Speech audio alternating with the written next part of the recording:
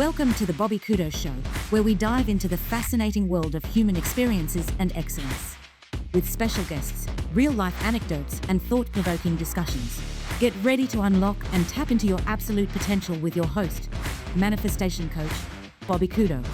Ladies and gentlemen, welcome episode 100 of the Bobby Couto Show with my special guest, Republican candidate for State Senate, Manny Silva. Welcome to the show, sir. Thank you, Bobby. How are you? Oh, this is great, man. Such a pleasure to see you, dude. It's Amazing energy. Thank you. If I could just say one thing, I did the research, sir, and pleasantly surprised, brother. Pleasantly surprised. So, it's very important to me to have guests that are dynamic and that really bring substance to the show, right? And my parents immigrated here from the Azores, so I am the actual product of what is possible in this country, and I'm very proud of that. And I know you as well, sir. 6 years old, you immigrated here from Cape Verde. Yes, sir. And been here ever since. You lived in New Bedford, a little bit of time in Rhode Island, but a family, you have a wife, 3 children. Here you are. Yes, sir. I just got to ask you, what brings you to this point, sir? I think people want to know who you are. I think it's a very important point to bring up, and that is, I think when you leave things stagnant for a long time, in this case, Michael Rodrigues, 20 years in that position, very not challenged, really. Like in the research that I did, it's like he's just a one time. He's been there the whole time, and I wondered to myself a couple of questions. First I'd say thank you for stepping up. Yes, sir. And my next question is, why would it be that way? How is it? I know we just talked about voting in Fall River, right before the show started, and we talk about people not showing up. Yeah. And this is one of those perfect examples of how could somebody be in that position for 20 years, challenged only once, and then you look back and you say, what do we have to show for that? Looking at the state of the union, the way that we're getting through this situation, expenses as far as energy have never been higher. It's people are not accountable. We have audits that, were actually requested and voted on. 72% of Massachusetts residents voted for an audit in 2024. And here it is 2026 and nothing's taken place. And I only bring these things up right off the bat because, I want to hit the ground running with you. And I know that you have a lot to add to this. So with that said, sir, where do you see yourself 5 years from now, realizing where you want to be? But let's start from the beginning. Why are you here, sir? Why are you running? Good question. And that decision was made to run in January, just about a year ago. Okay. After the November elections in 24, good results as far as Republicans are concerned, presidential election. Yep. Fall River even went Republican for the first time since Calvin Coolidge years. All the other towns, Republican, some as high as 57, 58%. Sure, everybody's happy, in a sense. Republicans are happy for those numbers. Sure. Then about maybe a week or so later, I'm starting to think, I'm not completely happy. Why is it that this man, Michael Rodrigues, who's been a powerful Ways and Means chairman, why did he once again get unchallenged? I believe there's a man named Russell Portentis challenged him in 2022. The man didn't even hardly do anything as far as I understand. Didn't knock on doors, didn't send out anything. He just put his name in, and he still won 3 towns, but essentially Rodrigues won overall by 60%, with 60%. But over his years as a senator and probably as a rep too, hardly get challenged. And I said, why? Why is no one challenging this man who, and I can expand on that a little more, who I feel is helping to damage the state greatly. It's not just Maura Healey's fault. He is the Ways and Means chairman. The budget goes through him. He's the architect. He's the architect, as they call it. Yes. And then I spent some time, probably 2 months, every once in a while saying, somebody's got to go after this guy. Somebody's got to take him down and retire him. Somebody's got to do it. Somebody's got to do it.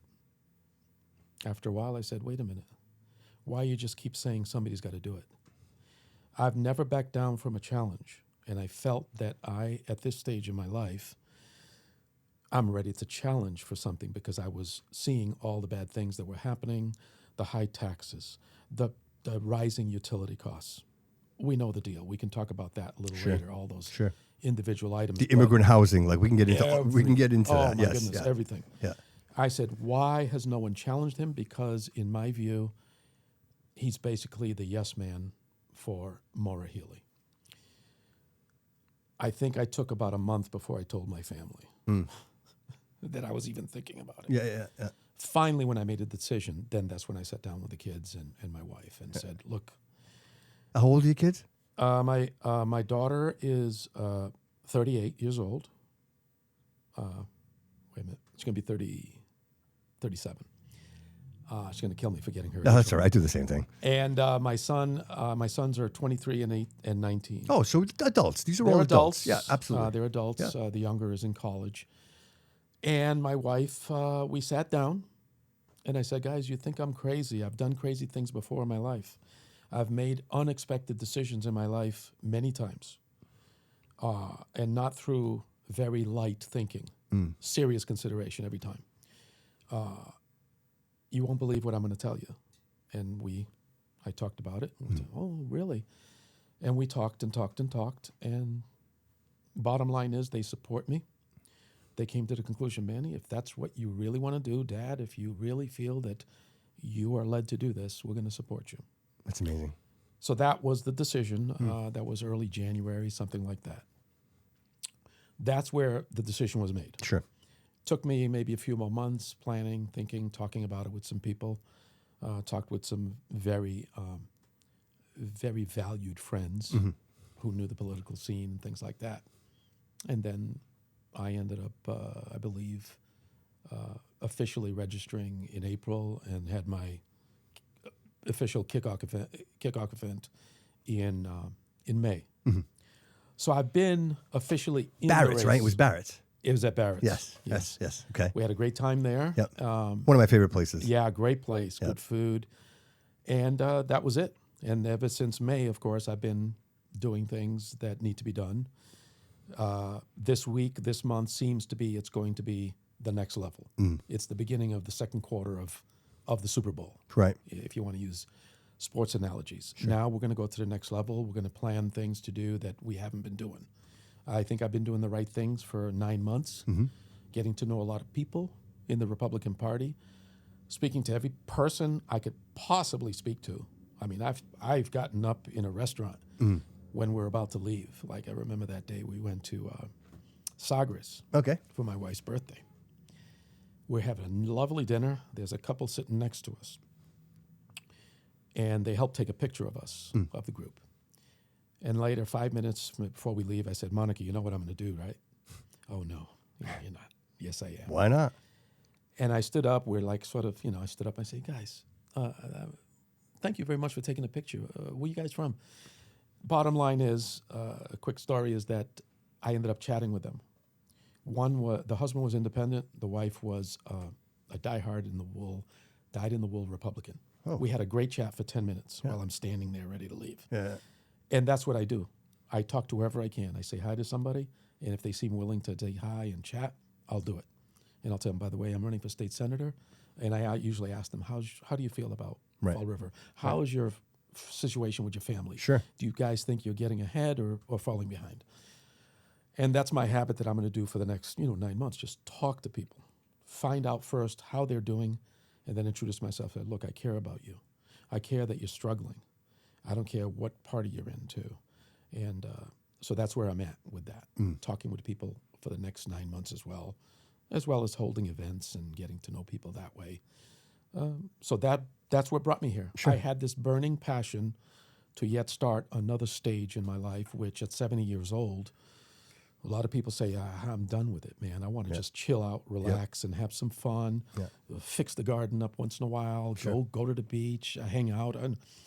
But I'm healthy in mind, body, and soul, thank God. And I felt that drive, and I talked about it. I prayed about it. I believe in God. I'm a Christian, and I believe praying to God for guidance in your mind and soul. And I had that conviction. I thought about it for a while. I said, nope, I can't get it out of my head. Can't get it out of my mind. And I've got to do it. Somebody's got to take him on. He's a powerful man, but I said, I'm going to do my best I can. Sure. And Sure. That's how it came up. You're a paraeducator. Yes, sir. You're a pastor. Yes. Those are positions of passion. When I see that in someone doing both of those, I say those positions of passion. Yes. So my question leads me to this. Where does that passion come from? 6 years old, you come here, you're a little boy, immigrated here from Cape Verde, probably speaking Portuguese, Yes. right? Your parents, your grandparents. Tell me a little bit about that. What was that like? My parents, as well as my wife's parents, actually, were both born from Cape Verde. Came here as we were six. 6 other siblings, and then the oldest sibling came about a year later Okay. with her husband. But 6 siblings came with me in 1961. Parents were godly people. My father was a minister in Cape Verde. So the upbringing there was obviously, he was very conservative and strict, but a loving, gentle man. Mom was great. Both my parents were awesome, wonderful, godly people. That background, of course, upbringing was something that a child never forgets. You know, there's a thing in the Bible that says, a verse in the Bible, bring up a child in the way they should go, and they'll never forget it. You know, in other words, raise them properly. Absolutely. They may stray a little bit, Yes. but they'll usually come back to the right way. Yeah, Manny, I say we breed copies. Yes, We breed copies, absolutely. right? That Absolutely. they learn from us. Absolutely. Right. Yeah. So we landed on the shore. Well, I can't even remember if we landed on the shores on a boat. I think we came on a big ship. Do you remember Cape Verde at all? I mean, 6 years old. Did you remember any of it? Only through the stories they tell me. Like they tell me little stories. Oh, you did this when you were a kid. Oh, you did this stupid thing when you were a kid. Yeah. I remember very little, very little. And I did speak Creole for a while until I still can speak it a little bit. Yeah, yeah. But yeah, came when we was 6. I remember in New Bedford, elementary school, thrown into class, not knowing a lick of English. And I had to learn English just listening in class. They didn't have tutors. Me too. Yeah. Same thing. Yes. And still remember that about a year later, I won the spelling bee Oh, wow. in elementary school. No kidding. So you were thrown in there. Yeah. You had to sink or swim. Absolutely. And I did it, and I learned, and I kept learning. Went to Keith's Junior High School, graduated from, well, I went to New Bedford High School, but the year before I graduated, my dad moved to East Providence, so I graduated from East Providence High School. Oh, okay. Even though I went to the prom that year with my old friends. Sure. So that's where I went to New Bedford, went to East Providence, went to Barrington College, some other schools, graduated from Barrington College in 1980. 1981, I went straight to graduate school. And then you end up in Chicago. Illinois. Illinois. Yes, Illinois. In the town of Bloomington Normal. Okay. The twin town of Bloomington Normal. Yeah. And I got my master's degree. Also had Good for you. in believe it or not, physical education. I was married at the time. I've been divorced. I was married at the time to my wife. We went back to the East, and silly me, I dived into the doctoral program for sports psychology in Storrs, Connecticut at UConn. Oh, okay. I spent 1 semester there, and I got burned totally out. And I said, why did I do this? And here's the funny thing. I've had a varied career. After I left, I spent 2 years in FM radio. I was a DJ at WNOU FM. Okay. New 98 FM. Yeah.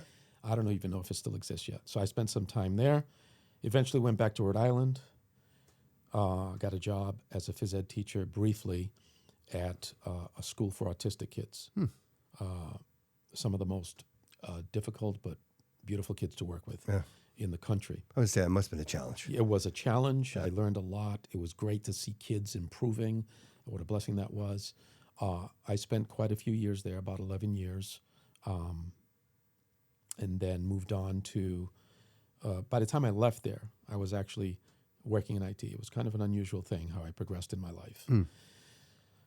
While I was there in the early days of the old Macintosh SEs, which some people out there will remember, Yep. I asked the IT director, I'd like to learn how to keep track of all my music collection. Because again, another part of my life was I was a radio DJ. Yeah. But I did weddings. and Okay. things. I wanted to keep track of all my music. Sure. So he taught me how to use an old Apple IIe. So funny. Some people like, whoa, I remember Yeah, that. I remember it. Yeah. I do. And I learned it. I learned the Mac.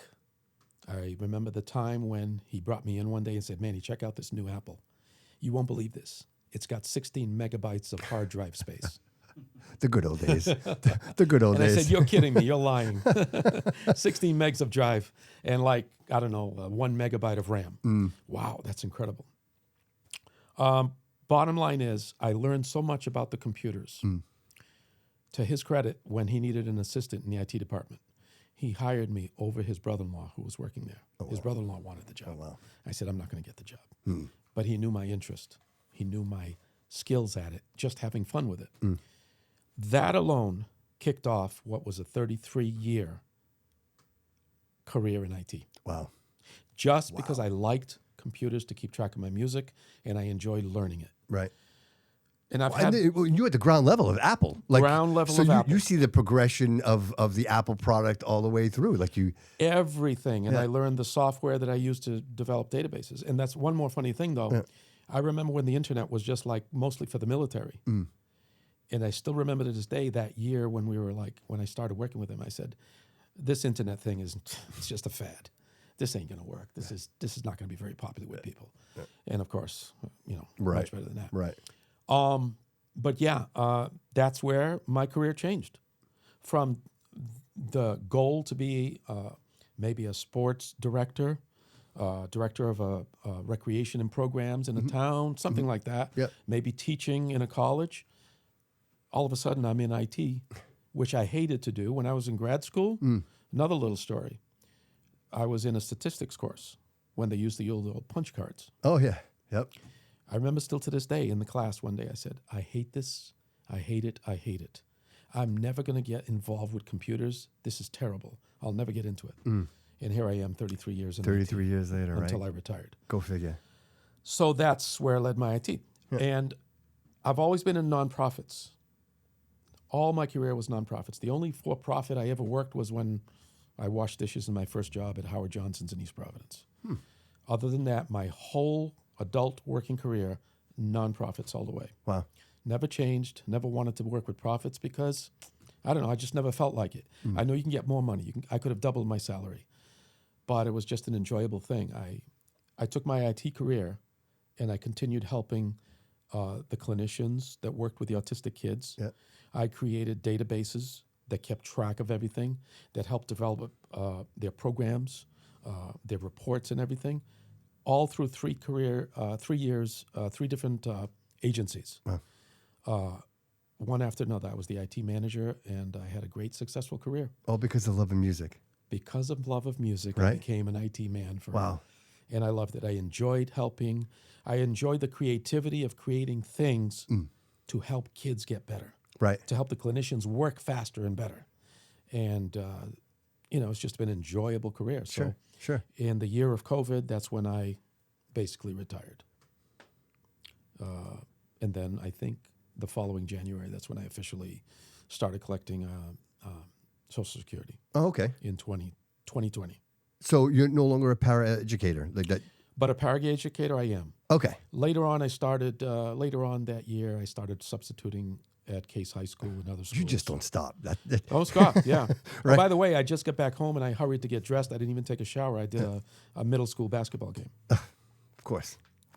And I've been an umpire for many years, too. So I umpire softball. That was one of my dreams, to be a Major League Baseball umpire. Really? That died after I got married. Well, no, that died sort of before I got married. You want to be a Major League umpire, you better be either single and young, or your wife will tolerate you going... Right, that's a travel job. Travel job. Yeah, you're never home. Until you right? get to Right. at least AAA or something. Right. So that was another... How far did you go with that? Like what league? What? I went as high as doing college ball. I did URI. That's legit. Yeah, it's legit. That's legit. Then when I went to Illinois State for a year, I did some semi-pro. I did women's semi-pro fast pitch softball. Those balls came in like they were lightning. That was an incredible experience. So my love of sports is great, very good. We're in Rhode Island. I was very active in table tennis. a very competitive table tennis player playing tournaments, nationally rated tournaments. So I've delved into sports and everything, and I've jumped into just about everything. Probably have only told you half the things I've done. Right. Right. I don't know. I've just had an interest in many things. But that's all led you here. Like, you know, led me and that's what the show's about. It really is Yes, the sir. journey, Yes, Manny. sir. It's about It is really the realizing, you know, the struggle to the success, right? Yes. Because, you know, I always say the struggle is what pushes us forward, right? When we're hungry, we look for food, right? Exactly. And that's what propels us forward. You know, when I've had this absolute pleasure of sitting down with people like you and tapping into that journey. You know what I Yeah, mean? yeah. And you know, and I always have a soft spot, and I always say to myself, I always appreciate the people that do it who don't have to, right? Exactly. Because, you know, many of us who might just, you know, are born here and have an opportunity presented to them right away, and they take it for granted. You know, they don't realize the struggle. And for me, you know, seeing my mom come here as an immigrant and work 2 jobs her whole life. I was 13, got my first job because I wanted to support her. Correct. And seeing all that, that's driven me to this point, Manny. You know what I mean? Like, I've had a career, and, you know, I hit 50, and I've been doing the podcast for about 12 years now. But, like, I only got serious with this when I realized, you know what? This is what I want to do for the rest of my life. You know, everything else that I've done up to this point has led me here. Which brings me to to your point, and that is, you know, here you are with a full life, full career, and you could easily just, you know, go enjoy the rest of your life, but you're choosing to make a difference, you know. And I think people like yourself, more so now than ever before, we are in dire need. We need good people to stand up and fight for us. Because frankly, I think the system, excuse me for saying so, I think the system has become so corrupted that I use the example like this. So we live in an apartment building, you and I. You're in apartment 1B, I'm in 6A, right? And we walk through this door every day. We use the same door. And this day we come in and there's this dog shit right outside. Somebody walked their dog over there and a dog shit. And you and I walk in, hey, Manny, how you doing? Bobby, how you doing? And we walk in and I go, look at that, somebody dog shit right there, right? And we walk in the building. Tomorrow comes. I say, hey, Manny, how's it going? Oh, look, dog shit's still there. The third time I see you, we're not even looking at the dog shit anymore. It's still there, but we walk right by it. Because it becomes normal. That's a good analogy. And that's I think that's where we're at right now. I think the citizens, and this is the country. You know, I think Massachusetts is a good example, but I think the country itself, you know, I think we've been sleeping. I think we've sat back and we allowed the pilots to fly the plane, and they don't have our best interest in mind. You know, and you know, Republican, Democrat. You know, I'm an independent, and I like to sit here and I say, like, you know, obviously I lean. I'm a conservative. Like, I believe in everybody working for themselves, and I think that, you know, you should have pride in what you do. And not to say that people don't need help and support. I'm all about that. But you should carry your own weight. But with that said, you know, getting to this point now and looking around and looking at the national situation, right? You know, obviously Trump was a good thing. You know, I think for politics in general, you know, realizing that a Republican needed to be in place. You know, I think to offset having the House, like all of that is important. My point, here we are, a situation in Massachusetts where we have 40 senators, 40. And of those 40, I'm gonna read it because I want to make sure I don't speak out of terms here, right? But I'm gonna read this, and the truth is, here it is. So we have 34 Democrats, 5 Republicans, 0 independents, and 1 vacancy in Lowell. So my question to you, Manny, is how do you get anything done? Like, how do you fight this? Where is it mean Manny gets in and then Manny's like, hey, we need more Republicans. We need more of us in here. Like, you could be the example. You could lead the way to say, look, if we are complacent, this is what happens. Never should there be this much of an offset in anything, let alone with the people that are making the decisions for our state. You know what I mean? You know, and I think that leads us to where we are right now. You know, Healy, you know, denying the pipelines, right? And then, you know, so now you don't get the fuel. Now the rates go up, and then the denial, and then it gets one thing after another. And then people just, you know what? The $5 million for immigrant, like, legal costs. Like, I say to myself, you know, we have citizens that can't afford to get their medications. That's right. You know, my mom's 81 years old. You know, she's like you. Like, she's living because of what she worked, what she put in. That's right. But yet she struggles. And I say to myself, Should it be this way? Should our senior citizens even be paying taxes? Should our veterans even be paying taxes? But instead, you get a 20% tax increase, right? There's no end in sight. And I know that this is all things that you're aware of. Yes, sir. But as a citizen, I see this and I say to myself, is there a way out? Or have the Democrats lock this in a point where nobody can get in anymore, right? If you're not popular, they're not going to let you in because the citizens aren't showing up, Manny. Right. So how do we get them to show up? How do we get people to care? How do we tell people, listen, I'm willing to sacrifice my retirement Yep. to do this for you, but yet you won't even show up to vote, Exactly. That's a big problem. right? The option of giving up is not an option. People look at it 34-4. Yep. What are you going to do, Mr. Silva, when you get there? Okay, it's going to be now, 33-5. Mm-hmm. That score is not going to change anything, Right. usually. The option is to give up or keep fighting. Keep fighting. If I win as senator, I want to see that we're going to keep fighting to increase that number gap. It's not going to happen overnight. It's you're delusional if you think next November the Republicans are going to be even close to a 50-50 split. Such incumbencies there and all that. But you can never give up. That's not Right. an option. Right. And I could have said to myself, this is a waste of time. Why should I go up there for waste 2 years, bang my head against the wall? They're all knocking me down for every amendment I give or whatever bill I present.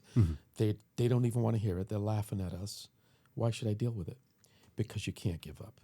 And that's the bottom line. That's why I said, should I not do this or do this? Don't let the numbers gap influence your decision. Sure. Because then you're telling everybody in the neighborhood, everybody in Fall River and all the other 6 towns. Yeah, lay down and our die, hands will right? die. Just lay down and die. So you just Yeah, can't give up. right, Maybe 10 right. years from now. Yeah.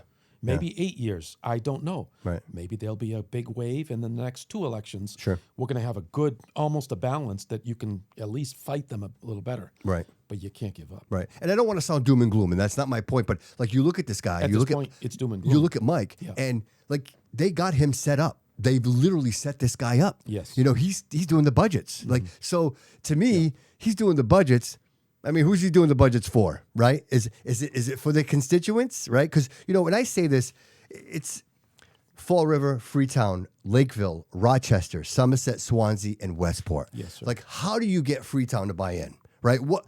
And I only say this just an educational conversation. Yes. What does Freetown produce? Like, what is their gross domestic product? Like, what are they doing in Freetown? It's a great place to live. Yeah. But how do we get them to be players, right? How do you convince these people to be like, hey, vote for me because I want to bring commerce to you guys. Let's up your town. Let's make this a viable town. Let's bring some businesses here. Let's bring some. How do you get to those people? Well, I've researched all those towns, and certainly Fall River. I'm trying to think of some specifics. I got to go back to my Sure. paper research. Yeah, sure. But I've looked at each town. They each have a particular issue here and there, problem that I want to focus on when I get elected. So they have their specific needs, and then there's the crossover needs for all towns, of course. Sure.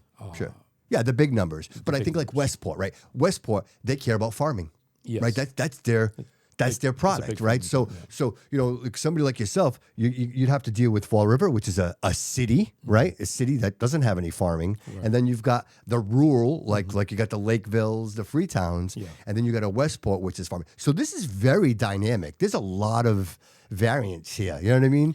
It is, and I wonder, and I keep wondering how the dynamic. Mr. Rodriguez has been in there. He's the powerful man, Ways and Means. I'm sure he gets probably whatever he wants. He always advertises delivering for the district. My argument is he's delivering some things, and I'm not making light of the things he gives them, but in the big picture, they're crumbs. Right. I call it crumbs. Right. Compared to the big picture, what he could do. He most recently, actually, a few weeks ago, said, he said he agreed with the Ways and Means chair of the House. He agreed with the Ways and Means chair of the House that cutting the next year's proposal for 5 to 4% state income tax, which is going to be on the referendum, he called it irresponsible. And he again. did it arrogantly too. I saw that. You saw that. I saw that. I just read and he the was text, very, but ha ha ha. He was very arrogant about it. Yeah, and it bothered me when he said that. Yeah. Yes, yes. I could go down the list of things. Sure. And of course, his rejection of the audit. Many things. What can I do if I take over for Michael Rodriguez? What are they going to let me have for my community? Right. And second of all, I don't care if it's you give me money. If you give me money for my community, I'd like to know how you're getting that money from. Sure. I don't want to give money that's been like wasted from some kind of wasted proposals. Yes, I'd love to give every community money for their specific needs. But I also want to tell the legislators, I'm not here to vote on a budget that is bloated just because you're going to give me $500,000 for whatever, Westport or whatever location. My promise is, one of the things I posted today was, you will not get me to vote for any tax increase. That may seem unrealistic to some people, maybe even Republicans, but I will not vote for any tax increases. I will propose and vote for a tax cut which the people badly deserve. Absolutely. Especially the middle and lower income people that are struggling in Fall River and any other town in the district. A lot of these businesses too. A lot of these businesses are struggling, right? Yeah, they're struggling. Yeah. And landlords, everybody's struggling. Yeah. Unfunded mandates, those things that, it's like a different kind of tax. Okay, you got to do this, but we're not going to give you money to fund. Oh, that's great. Yeah. Thanks. You're putting more pressure on our community. Now we have to raise local taxes or do something or charge for more money for garbage bags, whatever. Yeah. They keep repeating the same solution over again. Their solution for problems, to solve them, that they created themselves, is to find a new tax to solve those problems. Absolutely. Including the latest congestion tax. And the latest. That's insane. That's insane. I don't know where they're getting these things from, but it's just crazy. I happen to be in Milford today. I work for a medical company, and I happen to be at a hospital in Milford today. And I was doing some work, and I'm just minding my business. And this individual just out of the blue says, "You do a lot of driving?" I said, "Well, as a matter of fact, I drive about 6,000 miles a month." And she goes, "What are you going to do about the congestion tax?" And this is like, she didn't ask me my political affiliation. Yeah. This was her asking me like, what do you do about that? And I actually said to her, I said, I couldn't afford to do my job. Yep. If they're going to charge me to drive, like, what do you do with somebody who drives 6,000 miles a month? Yes. Like, it's unrealistic to think for 1 second that you're going to charge me for driving. Manny, just get a little conspiracy with me right now. Yes, sir. What is the push with electricity? Because to me, the only thing that makes sense about pushing everybody into electricity is that you can control it. You can shut it off. And if you shut it off, nobody can do anything. Like, why not allow people to use the fuels, the oils, the fossil fuels? I understand that we want to save the planet, but I think everything used responsibly, I think you can have success.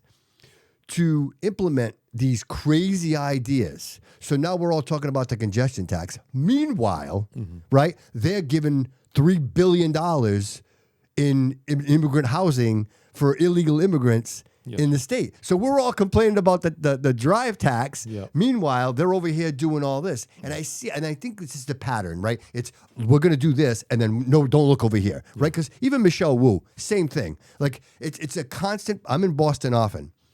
I've been in Boston for the last 15 years, like working in and out of Boston. I have never seen it as congested as it is now. You know why? Because I can't drive down the bus lane. It's 2 lanes, and you have a bus lane to the right and the traffic lane in the middle. Like, Boston wasn't already congested enough. You make it impossible to travel in your city. Yeah, it's very difficult. I've seen pictures. So why would I go to Boston? Like, why would I go there to do business? Right. It makes no sense. It makes no sense. And it almost seems like the model that they've built there, they're trying to spread it out everywhere. Like, this level of control. Like, you can't get in your vehicle. Manny, you can't get in your car and drive where you want to drive when you want to drive there. Yep. To me, I don't know. It's total insanity. But the electricity thing, I've seen people's bills. They post it all over the internet, Facebook and everything, $500. But the electricity only was $20 and all these fees and everything, which is primarily the responsibility of the state. 100%. It's their doing. It's not energy costs or anything. And then the debacle of the totally miserably failed wind power. It's total, absolute nonsense to me. Whales dying and all sorts of things breaking down out there. No more fish in certain areas. It's terrible. I'm not the expert on it, but I know enough. Well, I went down to the beach in New Bedford, and you hear, boo, boo, boo. I'm like, Really? what? I'm like, what is that? And it was the pile drivers. They're putting all those wind turbines in, and way out in the distance, you could kind of see the equipment. And I was happened to be watching the news, and they show this pile driver, and it's so massive, and it's piling driving these piles into the earth, into the ocean, and it echoes for miles and miles and miles. I'm glad I'm not living there. What is that doing to the wildlife, right? Like save the whales, right? And you to me, it just doesn't make any sense. It doesn't. It doesn't make any sense. It doesn't. Their priority is no longer the whales. It's this foolishness while she's bragging about, cutting gas lines and things like that, being proud of that and denying it at the same time. Yep. And which reminds me, the people have to pay attention. Yes. They have to pay attention to this stuff. Yes. All these problems are happening around them, and a lot of them are not, in a sense, I'm not blaming them in a sense. They have to wake up. It's not that they're stupid. I mean, they're busy enough trying to take care of their families. You're right. And all that kind of stuff. You're 100% right. They're working hard every day. But they're not paying attention. But they're not. Yep. And they're too tired to pay attention sometimes. Yes. But it's going to get so bad at some point, some people will slowly pay attention and say, wait a minute, this can't be. This can't go on. Yeah. It can't be sustained. And I think it's happening with schools. I think right now, parents, so a great example. I think a lot of parents, like my mom, trusted the school system. When my mom dropped me off at school, in her mind, I was in the safest possible place that I could be, around people that cared about me and cared about my well-being. Right? Years pass. I have a 28-year-old daughter and a 23-year-old son. My daughter made out all right. I think she just made it through. My son, on the other hand, was in the middle of all of it. You know what I mean? He went through COVID. He graduated in 2000, so it was the parade in the cars. He didn't even have a legitimate graduation.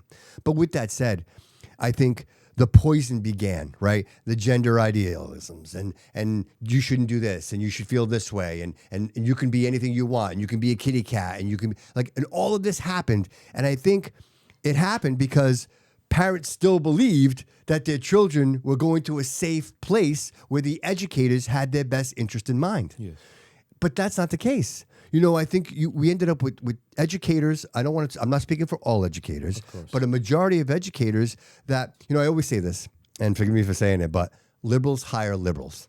Manny, if you and I, conservatives, and we get along, and you're going to hire me, right? Because we are like-minded. Right. So you end up in this perpetual situation where liberals are hiring liberals, and you might have a mild liberal here, but if you hired 4 liberals, you end up with the extreme liberal on this side, right? And it's the flags. It's the ideas that you could be anything you want to be. The truth is, if you go to other countries, they're not going to put up with that. Right? So if you live here in the United States of America and you want to be a part of this system and you want to contribute to the system, then you can't live that way. It just doesn't work. You're creating people that are not contributing, right? So, back to my long end here. In the high schools, and I think a lot of parents now are realizing, hey, wait a minute. What are they teaching my kids? Right? I go to parent-teacher conference, right? And they're like, oh, your kid does really good. And you go home. And that's the one and only time you see this educator. That's right. But then all of a sudden, you're sitting at the your kitchen table and you're having a conversation with your kid, and your kid says something that completely outlandish and outrageous. They did what? And you're like, where did that come from? Yeah. And then all of a sudden, you realize, hey, wait a minute. My kids have been poisoned by these ideas, right? So to my point, as a rep, right, you come into this situation and you try to understand your audience. But how do you negotiate with people that have such a thick liberal idealism that there's no getting to them? How do we convince these? Because it's a whole generation of them. What I call the COVID generation, the kids that were taught behind the computers. Yeah. Look, let's keep in mind, COVID was, 2018, 2019, 2019, right? So here we are, 2026. These are adults now. These kids that were COVID, they're now adults. Right. They're in the workforce. What do we do here? Or they're playing video games, right? Right? How many of these people are actually successful? So, to the original point, if we continue to be complacent, just like the government, and we allow these people to just run on their own, without any checks and balances, this is the result. I always say, is it bad enough? Because until it gets bad enough, nobody does anything. Which is a shame because, let the camel nose into the tent type of thing. Yes. Don't let it even get inroads in there. Right. Going back to the 60s, 70s, when I was in high school, and maybe early 80s, mostly the 70s, 60s, and 70s, kids could go out on their own, down the street, walk around even at night, not one worry for them, not a bit. Nope. In fact, I was watching some nostalgia videos that popped up on my Facebook last week. I don't know why it started coming. And I sent it to the kids and my wife, and I said, this is how I grew up, guys. Showing the telephone, the old style, all those things. Yeah. And part of the nostalgia things was, back when those days when the kids walked out in the dark together and they'd play, and you'd be at home at 8 o'clock at night and wouldn't even worry about them. Yes. Totally changed now. Right. Because now I think part of the thing that has changed, there's too many people who have an agenda to not let your kids alone and let your parents raise them. They want to indoctrinate them because they think your parents don't know any better. Well, we saw that in COVID, right? Correct. Like you have no right to your kids, right? Like You they have no literally right try to- to take your parental Yes, sir. rights away. Yes, sir. And that's, I think, the big difference. Somehow it creeps up over the last decade or so, whatever, that people start bringing this indoctrination, this and this. Parents sometimes are not aware. Sometimes it's not their fault. Right. They were told one thing, and they were taught something else. Absolutely. Single mom, right? Working 2 jobs. Yeah, She can't do it all, Can't- right? They smile at you. He's doing great. Yep. And then later she finds out, oh, no, he's not doing so great. So that's a big problem. Unfortunately, some of it is legislated. I believe Massachusetts, the law in Massachusetts is if you believe as a boy that you're a girl, you cannot be stopped from going to the girls' restroom. It's a law. It's a state law. I don't care if you're conservative or liberal principle, because there are liberal principles who don't like this nonsense. Right. You can't do anything about it. Right. If you complain, if the girls complain, he'll tell, I can't do anything. It's the state law. Right. And yet you're allowing girls their dignity to be insulted, perhaps be in danger, and never mind the sports aspect of it where some have been injured. Not only that, losing their scholarships, potential scholarships. It's a big joke. It's all the indoctrination that they've been creeping up slowly, a little at a time. See, I call those landmines, right? And Landmines. what I like to call landmines in those situations where, they do this because they know they can push it through. Correct. And then meanwhile, it creates the situation. And again, we're worried about men going into the ladies' room. What are we not looking at? What are we not paying attention to? Yes. Right? And again, this goes back, and I've had a couple of people on the show, and we've had this discussion, and it's the mental health problem, right? Just because somebody says they're the opposite gender doesn't mean like they're in the right state of mind. And I'm not saying all people. Is not. I'm not painting this with a broad brush. But I'm saying is there's no line there. There's no line to realize. Well, is this person in the right state of mind? Are they making the best decisions? Because if an 8-foot man with a beard and a dress tries to walk into a ladies' room, and I try to stop him from doing that, at the end of the day, I'm the one going to jail. Well, yeah, because you shouldn't be allowed to even ask that question. Right.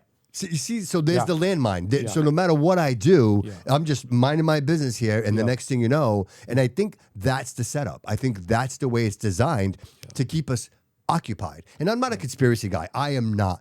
But more recently, with all the stuff going on in Minnesota with the Somalians, and you realize that, they're talking billions of dollars. And not just billions of dollars. This is billions of taxpayer dollars that are being sent to Somalia, to Africa, to these organizations that don't have our best interests in mind, right? And then even in Boston recently, 2 Haitians running the EBT scam, $7 million. Yes, sorry about that.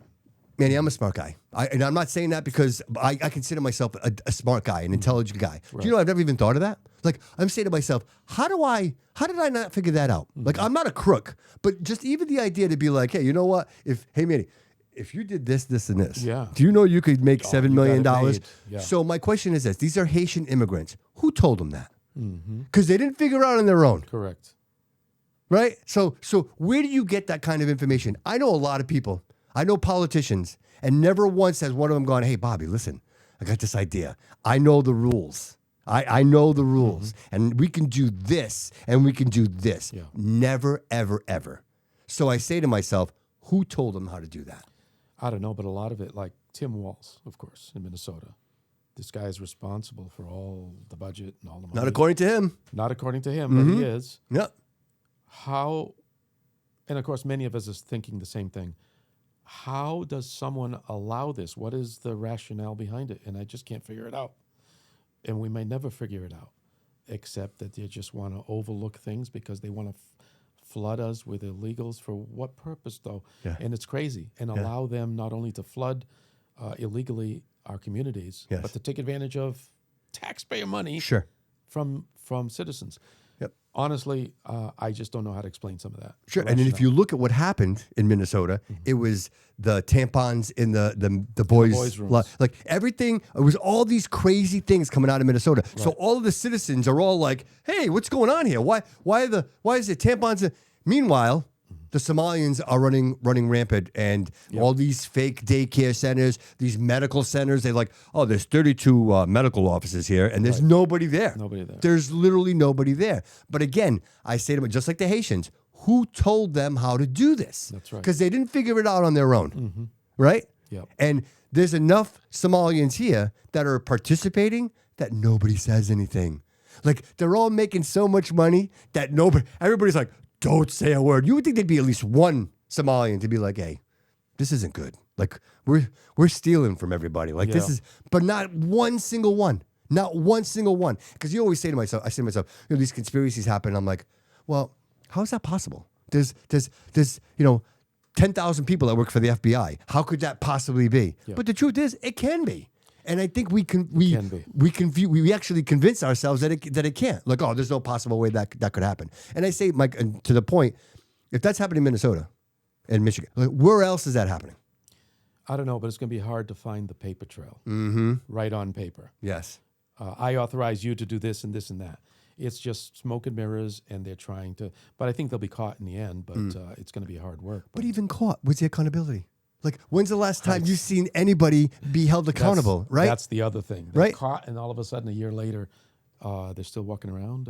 Right? Like nothing ever happened. Dr. Fauci. Oh, Dr. Fauci. Like, Dr. you know, Fauci. again, no on Trump, but Trump was like, we're going to get him. We're going to get him. Right. But nobody's got anybody. Like, and Dr. Fauci's living his life. He's like, so frustrating. right? And, and everything just kind of moves along. And, Biden writes all of these pardons for everybody, and, Hunter and all that happened, but there was never any repercussions for it. Like, you realize. And nothing yet. Nothing. And frankly, Manny, I don't know that there will be. And and the reason I bring this up is because, when I have the opportunity to sit across from people like you that want to make a difference, I say to myself, look, I have hope and faith that you're going to be the change. Yeah. Like what you said earlier really resonated with me, in that you can't give up, right? You can't give up. And then here's the deal with me. Whoever's listening to this, who's on the fence or even unconvinced. I don't care if you're a Republican or Democrat. I'm sick and tired of some Republicans nationwide who have dropped the ball. And I can tell you there's a few great Democrats so far that I've met in this community that it wouldn't surprise you if I put them on, as part of my team when I get elected. Oh, wow. I have met, I won't mention that person just yet, a highly principled Democrat. I didn't know he was a Democrat for 2 months. Oh, wow. We got together. We spent some time together. We talked. We collaborated on some things, community things. We're trying to help some people. At the right time, I'll mention his name someday soon, because it was over 2 months before I got to know he's actually a registered Democrat. Oh, wow. And I told him, You know why I didn't ask you? Because when we got together for lunch, all we talked about was issues and the concerns we have for the community. And I said, I couldn't care less asking you at lunch, Right. by the way, what party you are. We kept this on, talking. Didn't know until a lot later. And my point is that I am willing to work with common sense Democrats who care about the people in Fall River and the other 6 towns. I'm willing to work with them because I've seen some bad Republicans. Oh. So, to anyone listening out there, I am not a robot who's following the Republican path all the way straight down the line. I will call out Republicans who fail the people, and a lot of them have. Even some Republicans, I'm sorry to say, whoever's listening out there in the Republican Party, some Republicans right up in the State House. And that's what I promised. I think I posted that today. One of my promises was I will not compromise to any Democrat or Republican who tries to go against my conservative principles, which will help a Democrat family or a Republican family. Sure. We all bleed the same way. Absolutely. I've said that the same way. There's Bobby Kennedys out there. You know what I Yes, mean? sir. Like, so We need some more of those guys. absolutely. Bobby. Who really genuinely Yes, sir. want the best for the citizen. You know what I mean? And I think that's such a noble path to take. Yes. But Has you to know, again, Manny, you realize like people that are in, and again, I don't like talking hate about anybody. Yes, sir. But I just think 20 years unchecked. You know, I think there's just influence there. You know what I mean? I think, you know, again, you know, not to say that that's everybody, but you know, when you look at the when you look at the end product, I mean, most people would be like, I think most people are willing to look over the little things if the big things are taken care of, right? But when nothing is working for anyone, you know, when nothing is literally nothing, if they put as much effort into that train as they do like the homeless people, like I think we would have solutions. Yes. But the homeless people is an economic engine. People make millions and millions of dollars on the homeless population. Yeah. You know, and those are the hard those are the hard lessons that I've had to learn because, you know, growing up, you're always like, oh, I want to help the homeless people. Like I want to do what I can to help them. But then you realize, hey, wait a minute, when you start to get involved, and you know, I had Nikki Fontaine on my show, and she's the homeless director for the city of Fall River. And the conversations with her are like, look, there's an industry out there. You know, there are businesses that will literally drive around in a van and pick up these people and bring them to charge insurance companies and then let them out again and then bring them back in again. And it's this perpetual churn of taking advantage of people. Right. It's you know, the Stepping Stone building. She's calling from Florida because there's no beds open and she's making $300,000 in taxpayer money. It's like, but you're calling from Florida in the middle of February. Right. Like, where are you? Like, this is your Super Bowl, right? You're supposed to provide, you know, some temporary housing for our homeless community, and you're down in Florida. Like, to me, these are the things that I say to myself, like, are you really helping, right? Like, you're an entity, but are you just, right, the facade? Right. You know, Well, and that's the problem. and that's our politicians. That's a problem throughout any of these agencies. And Yes. It's a lot of $300,000. That's a pretty good salary. Right.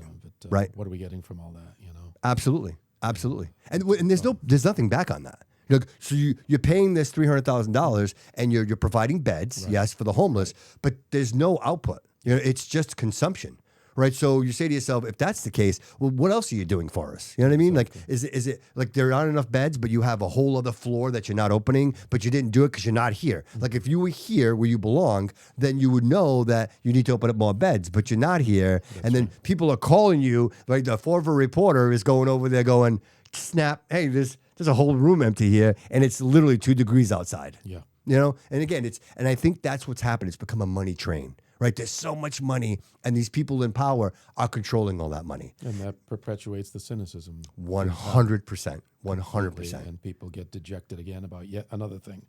And you notice it on the comments on Yes. Facebook pages. You know, they're sick and tired. They get so mad, they start cussing and swearing. And they start saying things like they're all the same, which doesn't help me or anybody else who really Right. cares for the people. Right. Exactly. They're all the same. They're the same. There's no difference. No, Right. there is a difference. Right. There is a difference. There's a difference. But I think, you know, and again, I said it earlier, is it bad enough yet? And when I say that, and the answer is yes. And that's why we need people like you to stand up and be like, all right, listen, this same old has to change. Right? Because, I think the legislative branch of the government is probably the least popular, right? You know what I mean? I think people don't, because it's law. You have to know the law. You're literally writing laws. That's what you're doing. And so, like, a lot of people just don't. I don't think they pay attention to it, but not realizing that's the most important part. Yes. Like, these people are making the decisions of whether or not you could drive your freaking vehicle. Once they pass that bill, you can't do a thing about it. Absolutely. Manny, would I love to be a Republican? The answer is yes. My heart would love to be a Republican, but I just don't see it. And there are a few people that I've met that I'm like, yeah, I believe in you. Yeah, I believe in you. But they just can't make it. Like, the wall is just too thick for them to break through. Yeah. And so I'm hoping, us sitting down here and, and people listening to what you have to say, that they become receptive to that and realizing that we could have change. There could be a better way. Yeah. Like, we don't have to accept the garbage that they're feeding us constantly. Right. You know what I mean? And look, accountability, man. We need accountability. If you do wrong, you need to pay the consequences. You are not special in any way, shape, and form. That goes for everybody. And I think as soon as people don't see that, they lose interest. Oh, well, there's nothing we can do. Forget it. And that's where the giving up comes from. And it's a big struggle to bring them back to a level of caring and getting involved. And that's a problem. Yeah. All I can do as an individual is one person at a time. Absolutely. And I'm out here, and I'm going to be out there for 9 months. Yep. Convincing people, even Democrats, come on my side. Yeah. Because I care about you. You're a Democrat. I still care about you. Right. You love your family. You want to take care of your family. Yes. When they increase taxes, guess what? It affects you as a Democrat too. It doesn't go around them and protect them. Right. So that's what I want to get. That's one of the big messages is that I want to get a coalition. Democrats, Republicans, unenrolled, to so many unenrolled people. Yep. They've given up there. I don't even want to be identified with a party. Yeah. But I don't care what party you are. Just come and tell me what your problems are, how I can help you with it, your problems, your neighbor's problems, how you're suffering, what causes the suffering. And we know the answers to many of those questions anyway. High taxation, unfunded mandates, rules and regulations that just tie down businesses, tie their hands. And I see go up and down Pleasant Street. I see all these shuttered buildings. Yes. And it's disgusting. Yeah, the Flint has lost its way. Like, there's nothing left in the Flint. It's terrible. Yeah. And who wants to come in and try to revive it? Right. It's a big gamble for them. Right. And then they come in, and 6 months later they close down. Yes. Yes. It's a big problem. We've got big problems in Fall River. It's not going to be fixed overnight. But if the people give up, forget about it. Right. Then it's never going to be fixed. Maybe your next generation kids, when they become adults, if you stick into it in the game hard enough and you don't give up, maybe at least your kids, when they become 20 years old, they have a better future than you got 10 years before that. Sure. But you can't give up. Otherwise, it's going to get worse for them. But I do see that. Like, I guess we were talking about it a little earlier, and that is, I can see the shift starting to happen, right? So there is a little shift. Yes, you could start to see the awareness, becoming more and more aware, going, hey, really? Because, nobody cares until it affects them, That's right? right. You know what I mean? Absolutely. So, you can, people, you get your paycheck, right? And all of a sudden your paycheck's short $20. You're like, hey, my paycheck's short $20. You know what I mean? Like, people are now starting to pay attention where before $20, it's just $20. Nobody cares. No, you have to care. You have to care. This is your hard-earned money. These are the things that we need to know. When you're paying over 30% in, your payroll tax, right? Like, to me, at some point you say to yourself, well, if I'm paying for this, what am I getting for it? Yeah. Like, you know what I mean? Because you can't drive. Manny, you can't drive anywhere. It's potholes all over the place. Yeah. And people are like, oh, potholes. Yeah. Well, you know what? I don't like potholes. But you know what? If you really want to talk like potholes, let's talk about the damage, right? So what does it cost? So the city of Fall River, the streets are terrible. Fire trucks, ambulances, police cars. We have an EMS in the city.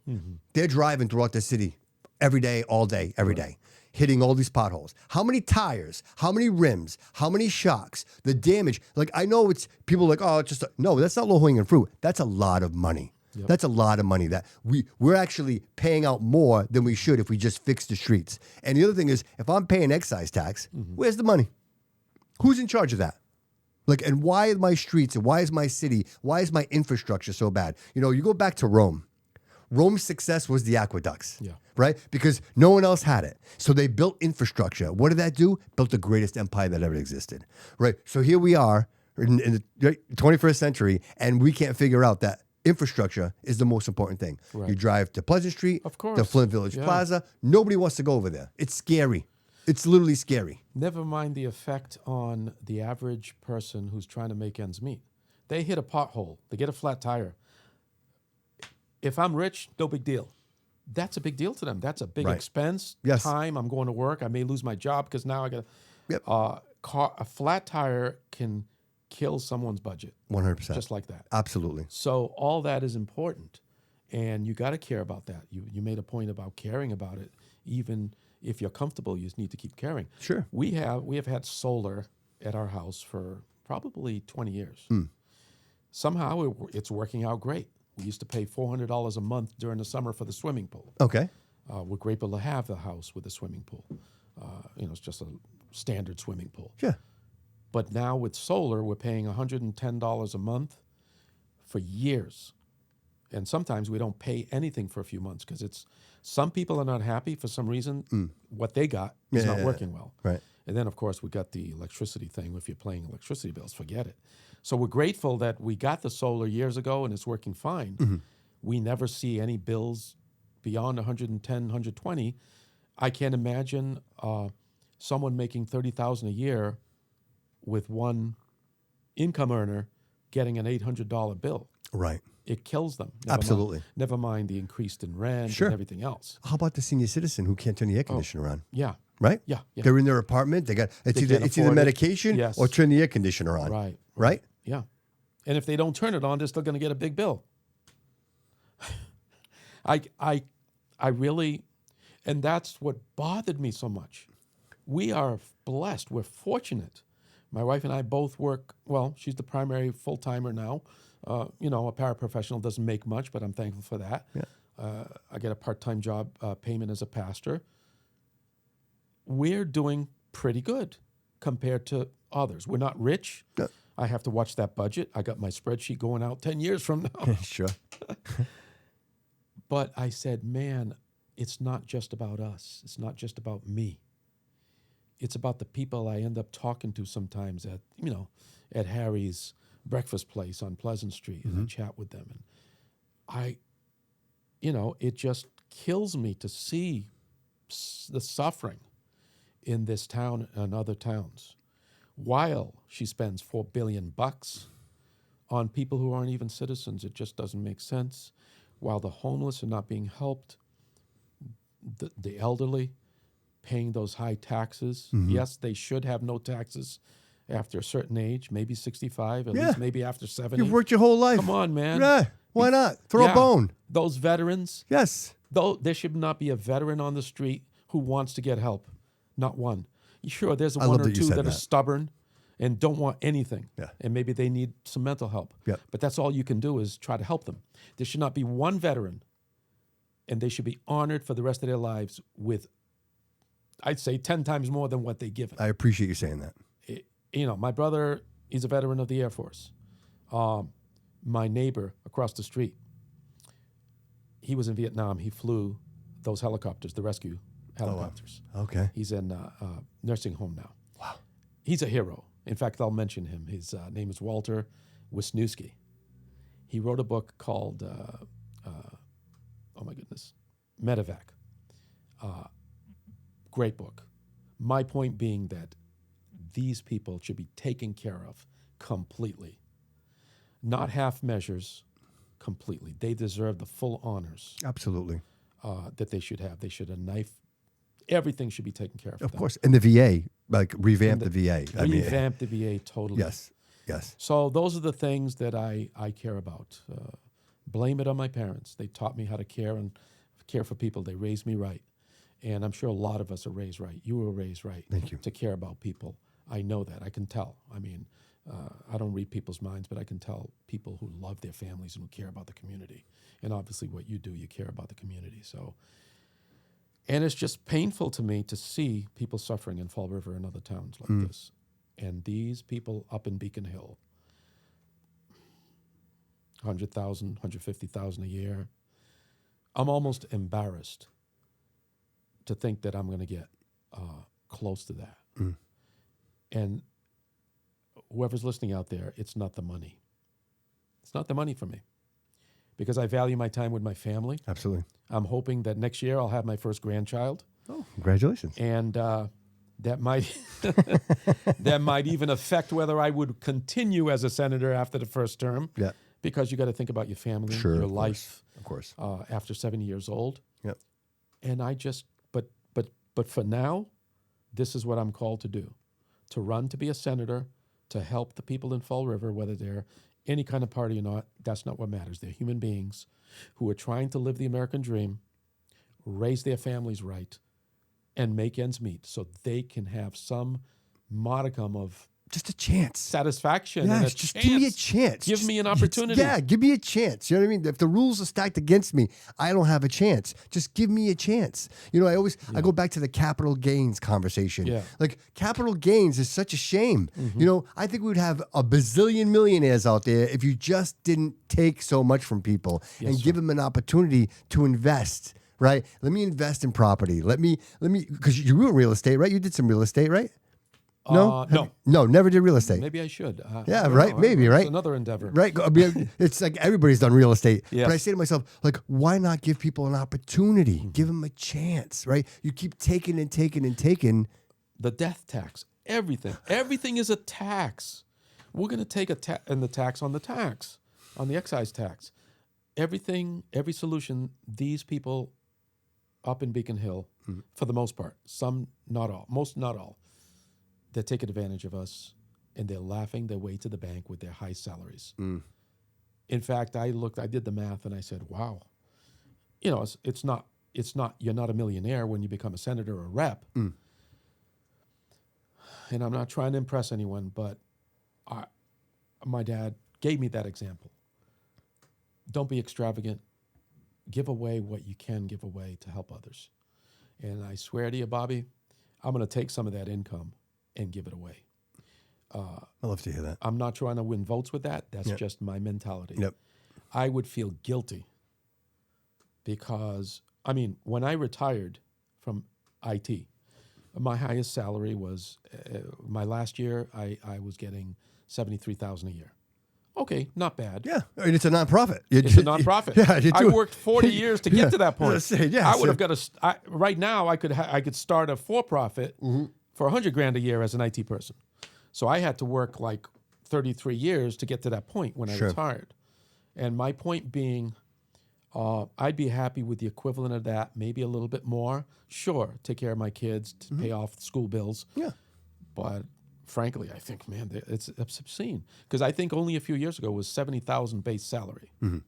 Now their base salary is $82,000 a year.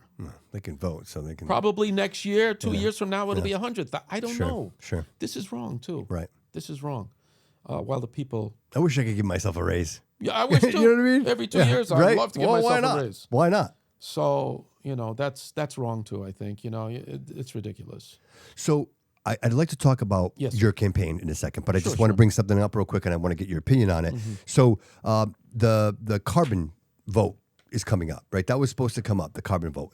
I think that would be in November, right? For the carbon, like the fuel tax, like the carbon fuel tax. Yes, sir. Oh, that's another one. Yeah. Yeah. So Maura Healey actually changed the date, and she changed the date so after the elections. No. Yeah. That's right. I found that very suspicious. Yeah, I'm sorry. I have to find this suspicious too. I don't Right. know why, but I find it very suspicious. Right.